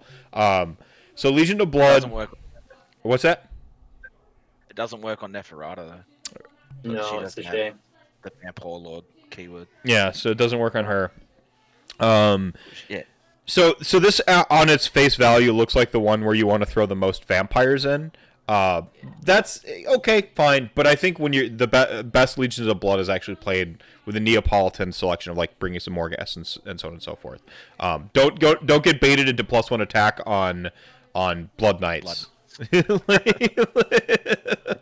It's nice on like the Vlazda you may still run. Yeah. I think especially since you run Neferata in here, and I still would run her in Legion of Blood. Oh, yeah. She gives Ethereal to my Vlazda all over again. Like, totally worth it. Totally worth it. She's movement 16, so 20 if you take the court. Right, and I always Court of Nemalia. Yeah. I'm not so worried about KO shooting in this army because usually you put your outside. You just go. I want you 9 inches greater away than your like. Ask what the longest range gun they have. Plus 9 inches.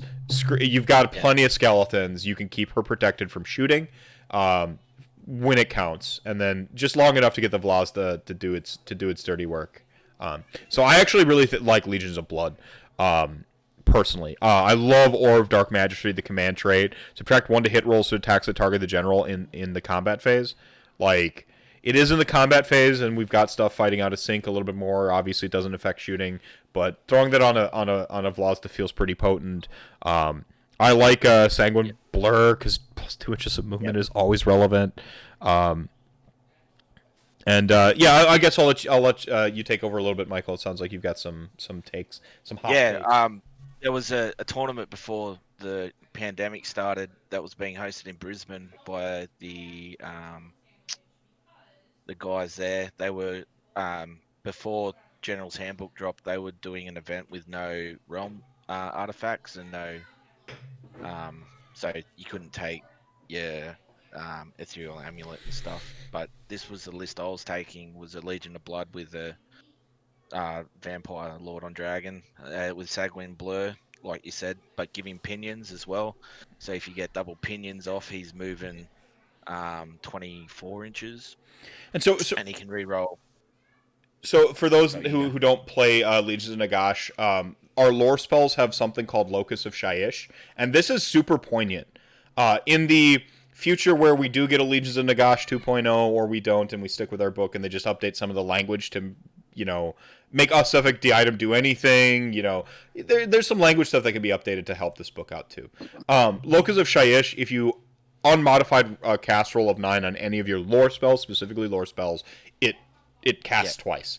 So when you're saying double opinions, I think this is one of those again cool death things that makes Legions of Nagash still have its own flavor. It's like Gravesites and Locust are two of the things that just go. It's got its own identity from like. How many times is it double pinions when you a game? It's so good. Oh, it's so good.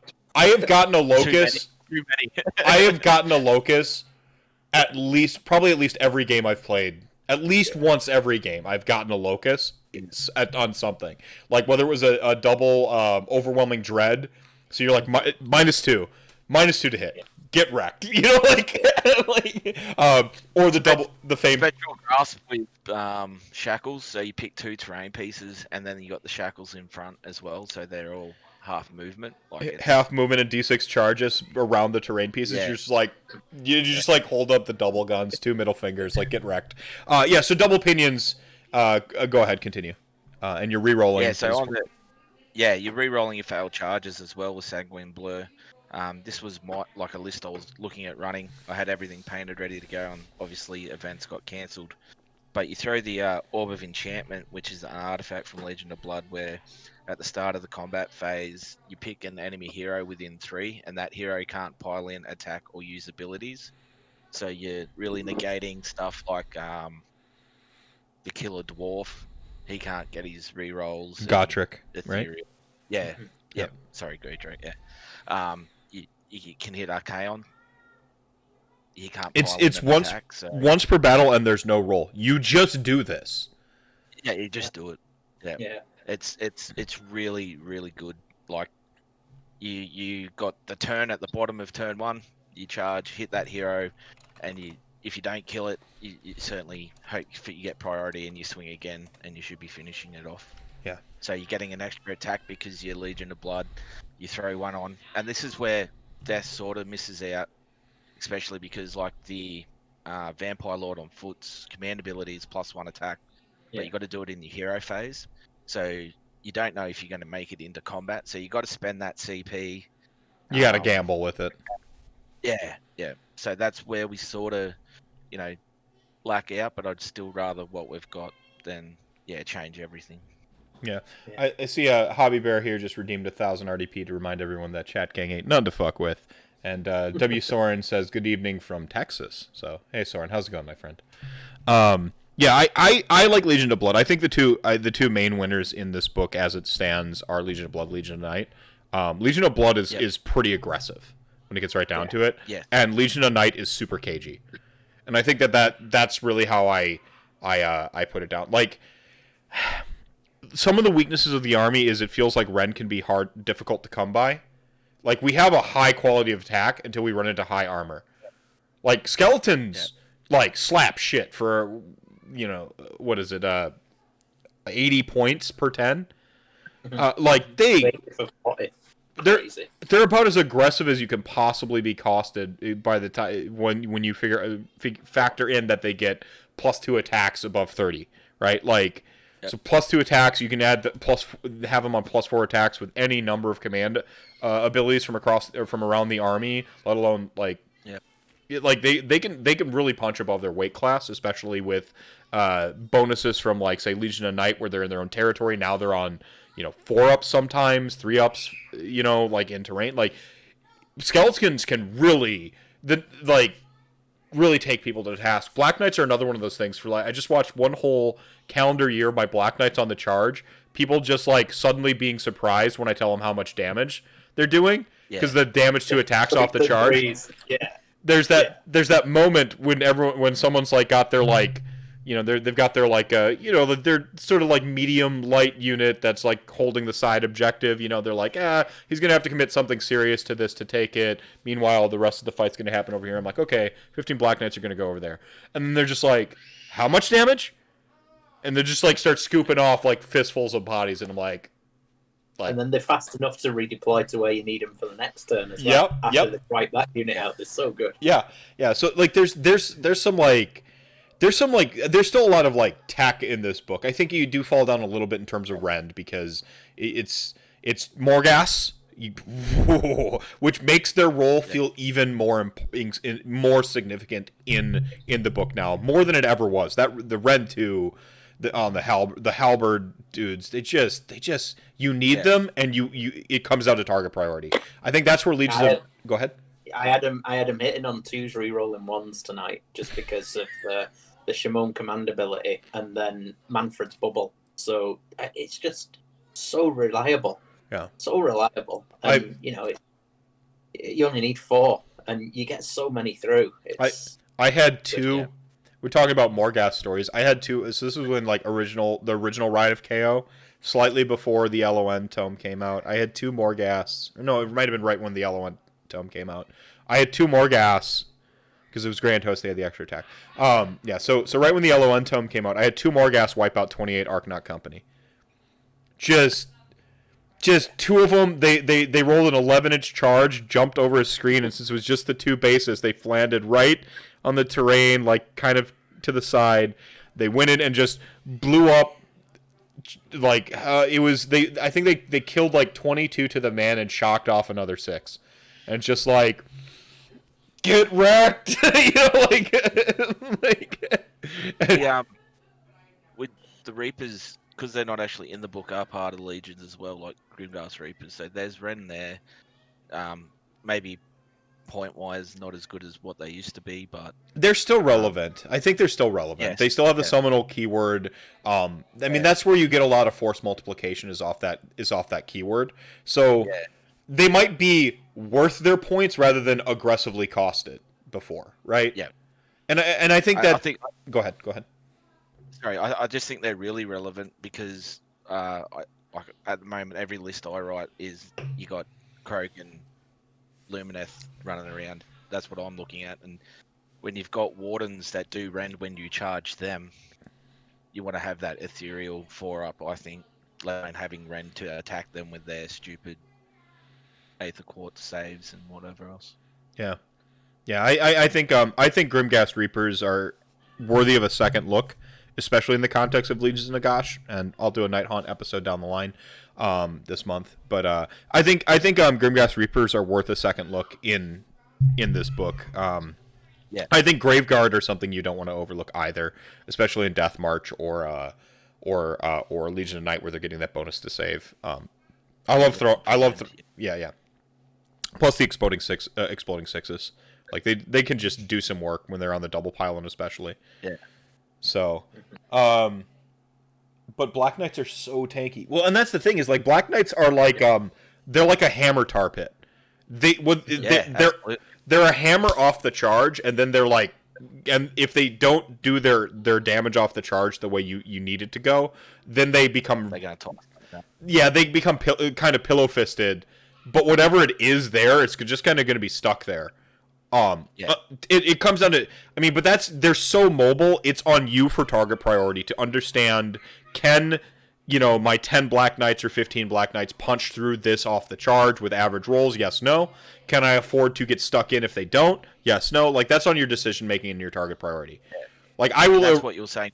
Go ahead. Sorry, that's what you were saying before with the tools and pick and choose what you can do. You can do both scenarios with the Black Knights. You can use them to be offensive or simply be that tar pit where, okay, I'm not going to charge with them, but I'm going to sit on the objective and be charged. Do you know what I mean? And just soak up wounds. Yeah, they'll take it. Up, so, yeah. 15 is 30. 15 of them is 30 wounds on a often 4-up save. Like, and then they're 6-up. Like, I mean, they don't go down easy. And even as they're taking them off, if it's like there's one gravesite nearby, like you're putting one back on, sort of every other turn. Yeah, you've got a hero with a deathly invocation nearby. Like you're putting two back on. Like, I mean, they can just be a slog to grind through. Let alone if you have two grave sites or three, whatever you're doing with them. Plus, they have that mobility to get back in the game late game. So, like, if you have them sitting off on the side objective, say you're not going to assault this. I have this captured, and then so the game develops. Your opponent's committed. Now you have 12 inches, can't fail a 6-inch charge. You have 18 inches of getting back into the game, guaranteed. Yeah. I mean, I love Black Knights. I think Black Knights and White Kings are so efficiently priced, and if you've got him on his horse, I mean, I just run him in a 5, and a 5 can do whatever you want. You can buff it up so that it can destroy, like you say, most mid-priced units out there. Yeah. Or it can sit back and hold objective. And because I always play Knight, it's on a 2+ save. I mean, that's just ridiculous. And they are one of my heroes. Them and the White King. I think that they've won me more games than any of my other things, just because nobody expects it. You go on a hero mission and you stick a White King with 5 Black Knights circling him on an objective, and you kind of leave something big open in the middle to sort of bait them in a bit, like a zombie or a zombie dragon, that they might think, I'm not going near that, so I'll go to this other one. And you're pulling them right to the other side of the board. And when they do try and commit too late to your White King, they never get near it. They're like, it's on a what? It's on a what up? It's a 1-up re-roll. I have had more, and I've ruined it now by starting a podcast and running it for a year now. I've ruined it, but I've had more surprised expressions on people's faces with Black Knights than any single other unit in this entire game. We're talking on the range of from hand to dust to catapult suddenly, taking off, suddenly taking off a high value hero, the surprise and oh crap, that's dead now because I just failed 2 saves, and I had this was a staunch defender, freaking Celestant, or not Celestant, the Lantern Man. Castellan, that's it. Castellan, sorry. Yeah, Castellan, Castellan, you're not gonna kill this on my 2-up re-rolling ones. I'm like, you just rolled 2 ones, buddy. There's so there's just I mean, Black Knights are just continue to be that unit that just keeps on giving, for me. So I do want to sort of maybe we didn't really talk about either Soulblight or GA. And Soulblight, so Night Haunt is conspicuously missing from this book. I think Soulblight is just gonna the Night Haunt thing is gonna happen with Soulblight. That's what I think. I think that they're gonna flesh out Soulblight into a full army. I don't know if it's gonna be this year, next year, or 3 years from now. I don't know. But I do think Soulblight. You think anything relevant in terms of Soulblight worth mentioning for our purposes here? I don't quite consider them a Legion of. They're just in here. They don't get grave sites. I mean, they have Bloodlines still. They have the Ring of Regeneration. So if you want to pretend you're still playing with Vlad von Karstein, you can do some stuff. If you want to play vampires, and this was one of our questions, I think you go Legions of Blood or Legions of Night. If you're committed to running a more of a classic vampire list, you're not in Soulblight. That's my personal decision, or my personal belief. And then the last thing is sort of GA death or death. Now, I do think this, however, does have some legs, because this is where you can pull in some more tech. You can pull in more tech crawlers. You can bring in, you can bring in some Night Haunt pieces without allying them in. This one I do think has some legs. Either of you have a perspective on this? Sort of. I'm not big on Grand Alliances, but one of the guys in my old gaming group was he was building towards a Grand Alliance death with using the Cloak of Mist and Shadows. Mm-hmm. So that lets you teleport out of combat at the start of a combat phase. So if you go chasing, Well, it's in the Yeah, combat zombie phase. attack. Instead of piling in and attacking with the bear, you Oh, can. yeah, Yeah. Yeah. Yeah. So. yeah. I think So carrion. No, sorry, go on. Sorry. I'll no, come you're in a right. You minute. go. No. It's not relevant. Sorry. I'll catch it after you. Wait.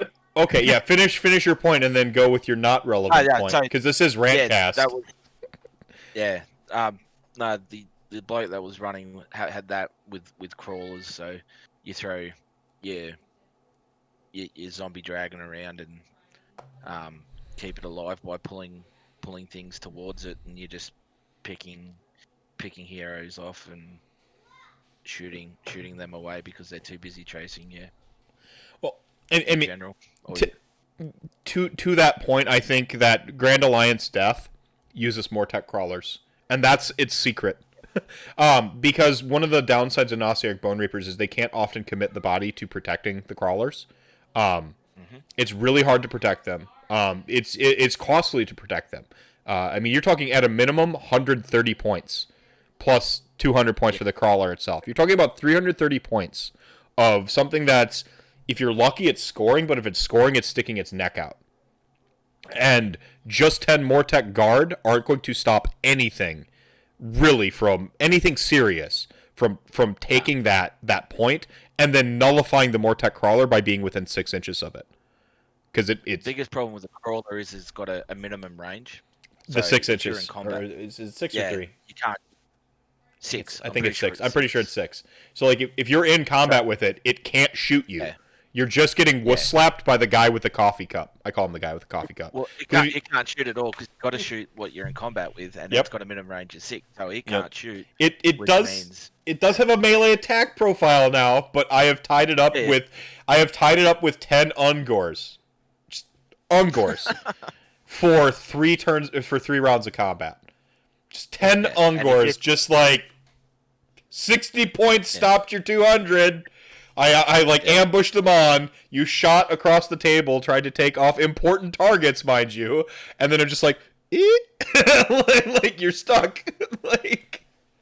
But you play anything like Stu's list that's coming on from board edges and stuff, or something that can move stupid amounts of movement, and they get tied up. You've wasted 400 points. Like it's I think it's a death trap myself. Yeah, you'd actually Alex G from the Left Coast Corsairs agrees with you that Mortec crawlers are a bit of a liability in ABR.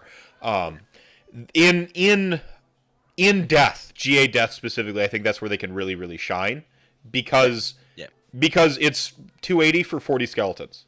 You don't need to go that hard, by the way. But like, just to put it in perspective, for that amount of coverage, for 280, I can build a wave to stop you from attacking my crawlers. Plus, I'm capturing probably an objective.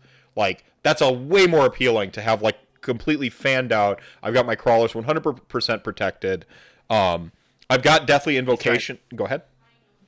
You throw the chain rasps in instead of skeletons; they're unrendable. Like you're right. Yeah.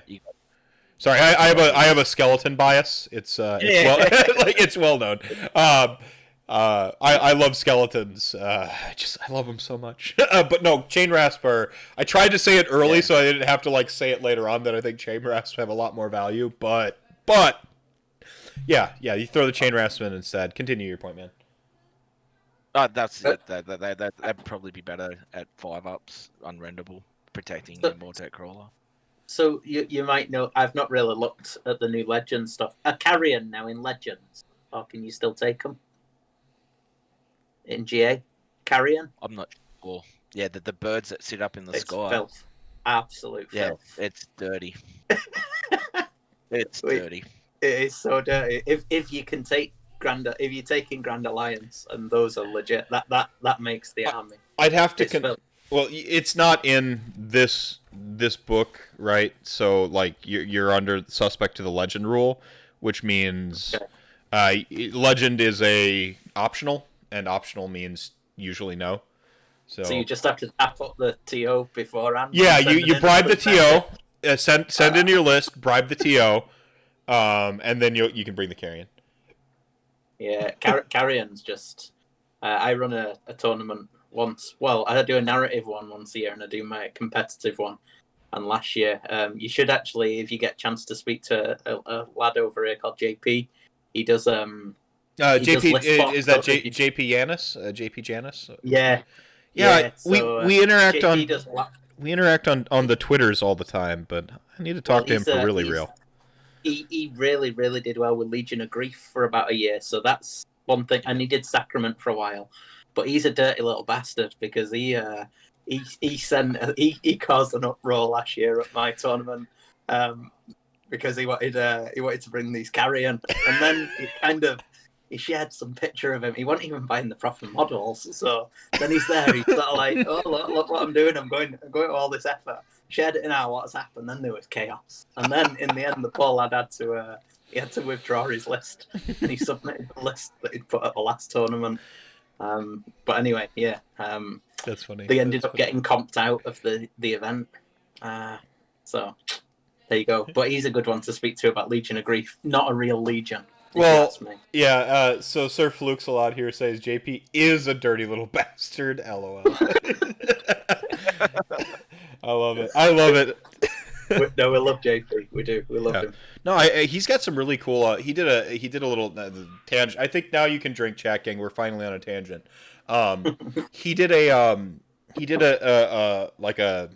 graph on like sort of like aberrant stats that I found were really, really interesting, which is like, playing an army like you like to play, your performance, it's worth about like a win or half a win. I can't quite remember the information. I'm like, this goes against everything one would like intuitively believe, where like actually no, there is a measurable factor for playing something that you like as opposed to playing something you despise. I think it has to do with the mental game. I truly believe that if you play anything competitive, I think you wouldn't disagree with it, but there are those out there that maybe don't like play on like that's heightened. Go ahead, Michael.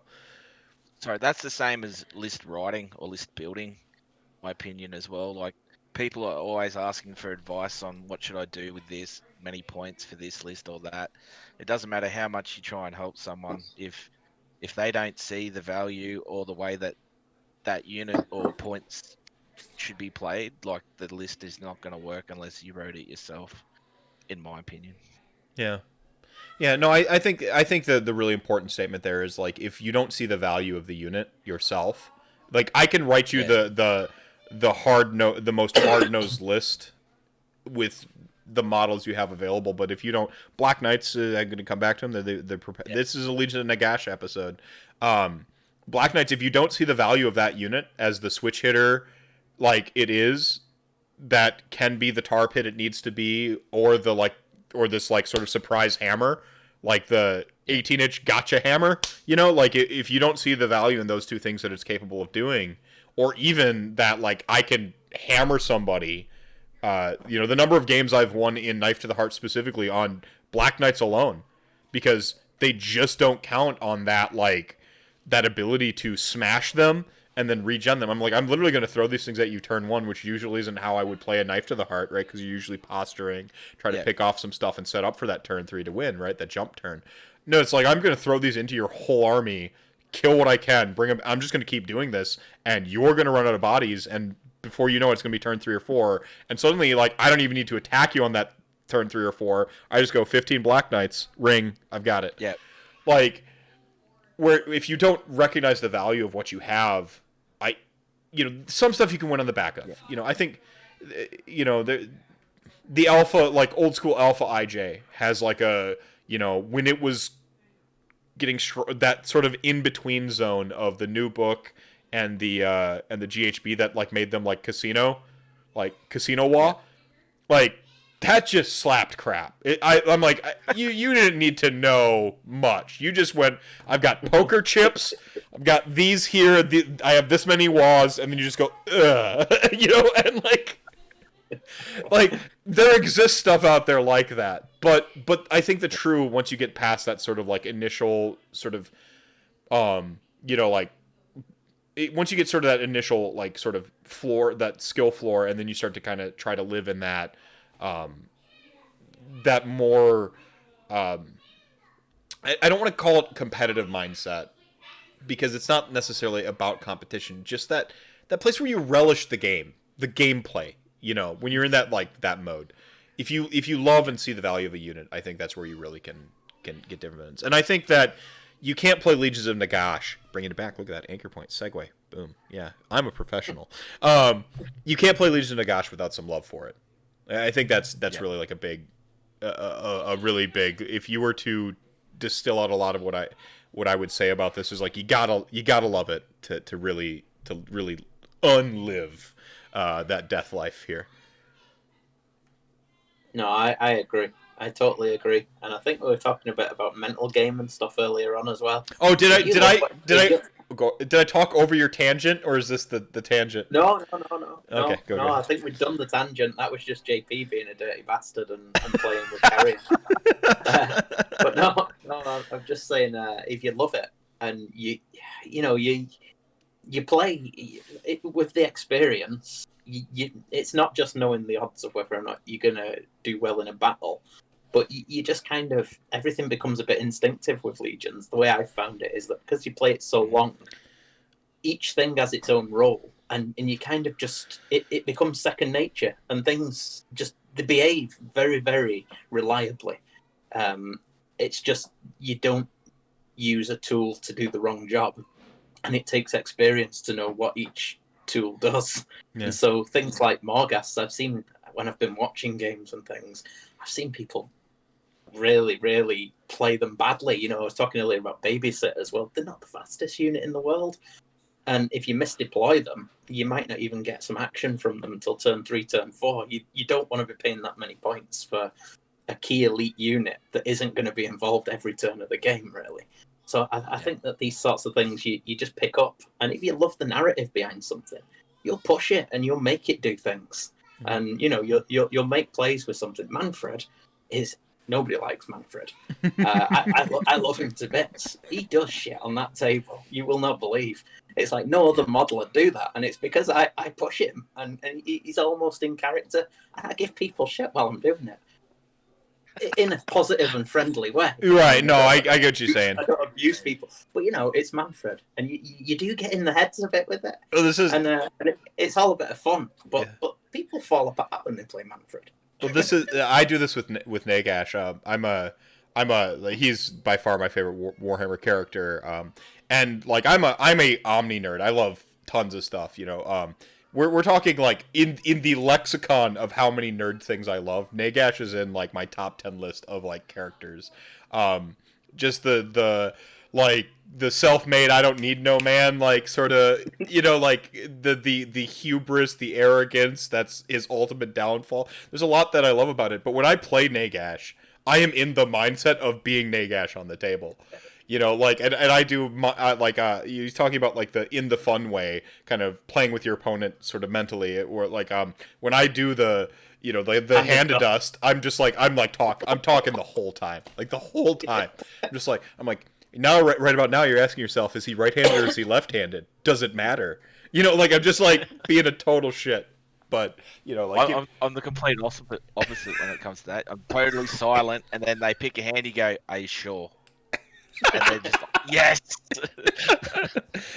Fantastic. Maybe this is why I haven't landed as many handed dust. So, like, every person who's talked about like how OP Nagash is or whatever, I'm like, I land like one quality handed dust a tournament. like I land like one. I got a Star Drake at Bruce City Brawl, like off a point. I still haven't gotten me a Marathi yet, but I want to. I've tried several times. No, it's like a Pokemon, like a Pokedex. Like you gotta hand them all. Like if you love, like I've got me Bloodthirsters aplenty because tons of people play Bloodthirsters. They usually play multiple, so I've the opportunities to hand it us to Bloodthirster always there. I've got the Keeper's Secret. No, I didn't get that Keeper. I cast it. I didn't. They guessed right. Damn it. The one that got away. Yeah, the one that got away. You always wonder about her, right? I see. I think it's worth for folks. And I'll just kind of like give this back to you, but I think it's worth. I think Legions of Nagash is worth a second look. That's the big thing I want people to walk away from this episode with is Legions of Nagash is worth a second look. That's my major read. I think you aren't the 40% win rate downtrodden jobbers that you think you are. There's still a lot of great tech and there's a lot of great units available to this book. What's your sort of like summarizing? Oh, go ahead, Michael. Yeah, I was going to say my summarization is it's a great book. The only thing is that there is a possibility of a new one coming. So if you haven't started Death, you could just be prepared that it might not last for long. Right. It's not pick up and I win games straight away. It is something you have to practice. Labor of love. Yeah. But there's enough in there. There's like because all the new missions, not all the new missions, but the missions in GHB have extra points if you have a monster, battle line, leader. This book has all that where you can make a list, compete if you go to a tournament with all of those scoring options in those 5 game or 6 games in a tournament. Like if you need a monster, you got small leaders in necromancers and white kings. You've got really good battle line that can stick around. So it has all those tools when it comes to the competitive side of tournaments. Yeah. Stu? No, it's good. It's good shit. Good shit. And then just we kind of glossed over it here, but I wanted to make sure that we talked about. I think we've sort of identified them over the course of the discussion naturally. But do you have any like units that are like a highlight or a hot pick unit that maybe people need to like really like? Hey, this is actually a really star of the book. Do you have one of those too? Like a unit that you're like, hey, this is great. I mean, we've really touched on Black Knights and White Kings already. I think that's key.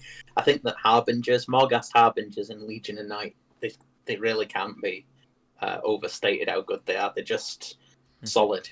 Mm-hmm. The damage output's massive. With 1 or 2 little buffs, if they've got a babysitter, they'll kill whatever you point them at. Yeah. They are strong.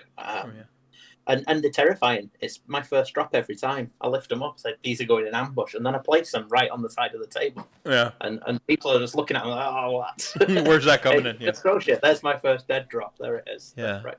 You give up no information whatsoever. Like there it is. Yeah, I like that. I like that a lot. Any a hidden gem, something that's not like as much of a sort of backbone, that like sort of auto include, but something where like in the right situation it really can shine through. Anything like that comes to mind? I love the white. I love the White King. The White King. The White King is so good. I mean, he's so resilient. A 3+ standard, 2+ in your own territory, 1+ on terrain. I mean, that's pretty big. Fluke Skywalker says Stu loves Olander. I think this is shade. This sounds like shade. No, this is abuse. Bullying. Cyberbullying. It's not right. The one unit we haven't mentioned at all is the Coven Throne. Okay. Its command ability is very much like sort of like Nagash's, where you get reroll hit, wound, and save rolls of a 1. And then it's got a spell where if you roll above a unit's bravery, you can't attack it or cast spells at it. So I don't know where it fits in at the moment, but a total hidden gem. Yeah, this is the definition. I think Coven Throne is 100% a hidden gem. What's your like highlight? Like, this is top notch. Like, some of the best in a book. Is it mostly what we've been saying, or is there something you just like to revisit again? As that? Just the direwolves as battle line for. Okay. I know they've gone up to 70 points, but you throw in that corpse cart, and you've got a 2 wound 4+ battle line unit, and it might not kill much. Like he gets, I think they get +1 to wound once they charge, but it's going to take an effort to remove them. Yeah. And then the corpse cart's giving your wizards +1 to cast as well. Yeah. So maybe the corpse cart is a shout as well. Yeah, no, my corpse cart's my hidden gem. I think Corpse Cart's a hidden gem, and I say that across all of Death. I mean, a lot of Death can ally in that Corpse Cart, and it's a really reliable piece for like Legions of sorry, not Legions of Grief, but Night Haunt can utilize that Corpse Cart. Like there's some good tech that can be brought by like just a humble little Corpse Cart as an ally and some other stuff, or when you're building your across the legions and you're really focused on a theme of like, oh, I'm going all death rattle, or I want to be vampire-y, you'd be surprised what a Corpse Cart can bring to that party. Zombies, by the way, are a little overlooked too, especially if you're already bringing a Corpse Cart. So that would be another of my hidden gems. Is I think zombies, if you just want bodies, So. Vanilla Sauce says Corpse Cart for getting those feck buffs off is awesome. Like it's just Corpse Cart is it's just Corpse Cart meta incoming, everybody.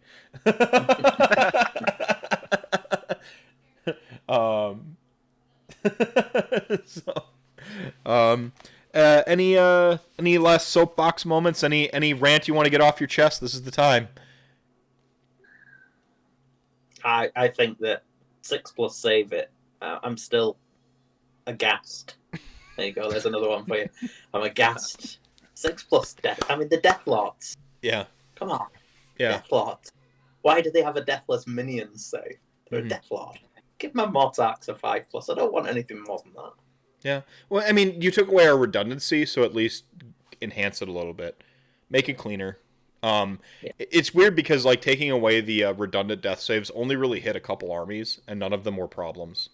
The problem people had wasn't the right. They weren't identifying the correct problem or the correct issue when they were there. I mean, it was a important band-aid to pull off, because I do think that redundant after saves, you know, in the long run is kind of a problem. But like they ripped that band-aid off, and it was only like a couple factions that had it. And if you're in the realm of Hish now, everybody gets a 6+ save anyway, because all terrains. All terrains like right. mystical.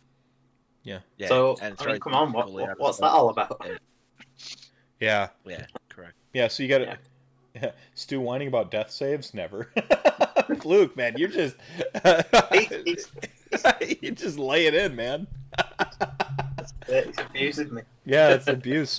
So like your last soapbox moment would be death saves. Michael? People whinging about Nagash is spamming arcane bolts. Just deal with it. It's not even that bad. Come on. This is not a Comet. This is not. It's one mortal wounds, sometimes a D3, which means 2. Yeah, no, I'm with you there. There's enough. I won't go off. There's enough out there to compete against him, so no one needs to whinge about him ever again. I think it's freaking awesome. Personally, I think it's awesome. He's like it's a Gatling gun. He's just up there like and just like it gives death.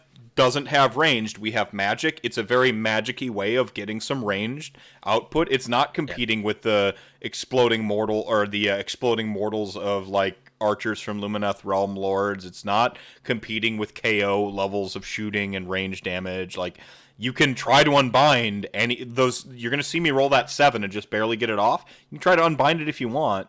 Armies are starting to just sort of like stumble into two to 4 unbinds just across the board as an army. It cleans up the game. It makes it much quicker, because gone are the days of the Nagash player who just goes through I cast 4 spells, and then they just like start paging through all the realm shit and those days are gone. You just go, okay, I cast those three spells I need to get off. Guess what the rest are? You just start like cranking. Like it's awesome. It cleans up the game. It speeds it up. It gets home the fact that death has traditionally always been one of the magic powerhouses. You get to break the rules of magic in your own powerful, significant way, while all the other armies get to break the magic rules in their own powerful, significant ways. Like, it's good, it's flavorful. Because, of course, Nagash would cheat at the basic magic stuff. He already invented death magic. Like, he did that, right? Like, he's invented necromancy. And, like, what cheat does he have left beyond inventing an entire school of magic? I know. I'm gonna go thumb my nose at the core magic rules and, like, say I get to chain gun mystic shields and arcane bolts. It's awesome. It's awesome. So yeah, I agree with you. People who are whining about it, there are far worse offenders than between between 1 and what's the absolute top end? 8 if I roll that D3 every single time and I get a 3 every single time. It's 24. Yeah, 24 for 880 points. Yeah, sorry, not sorry. Take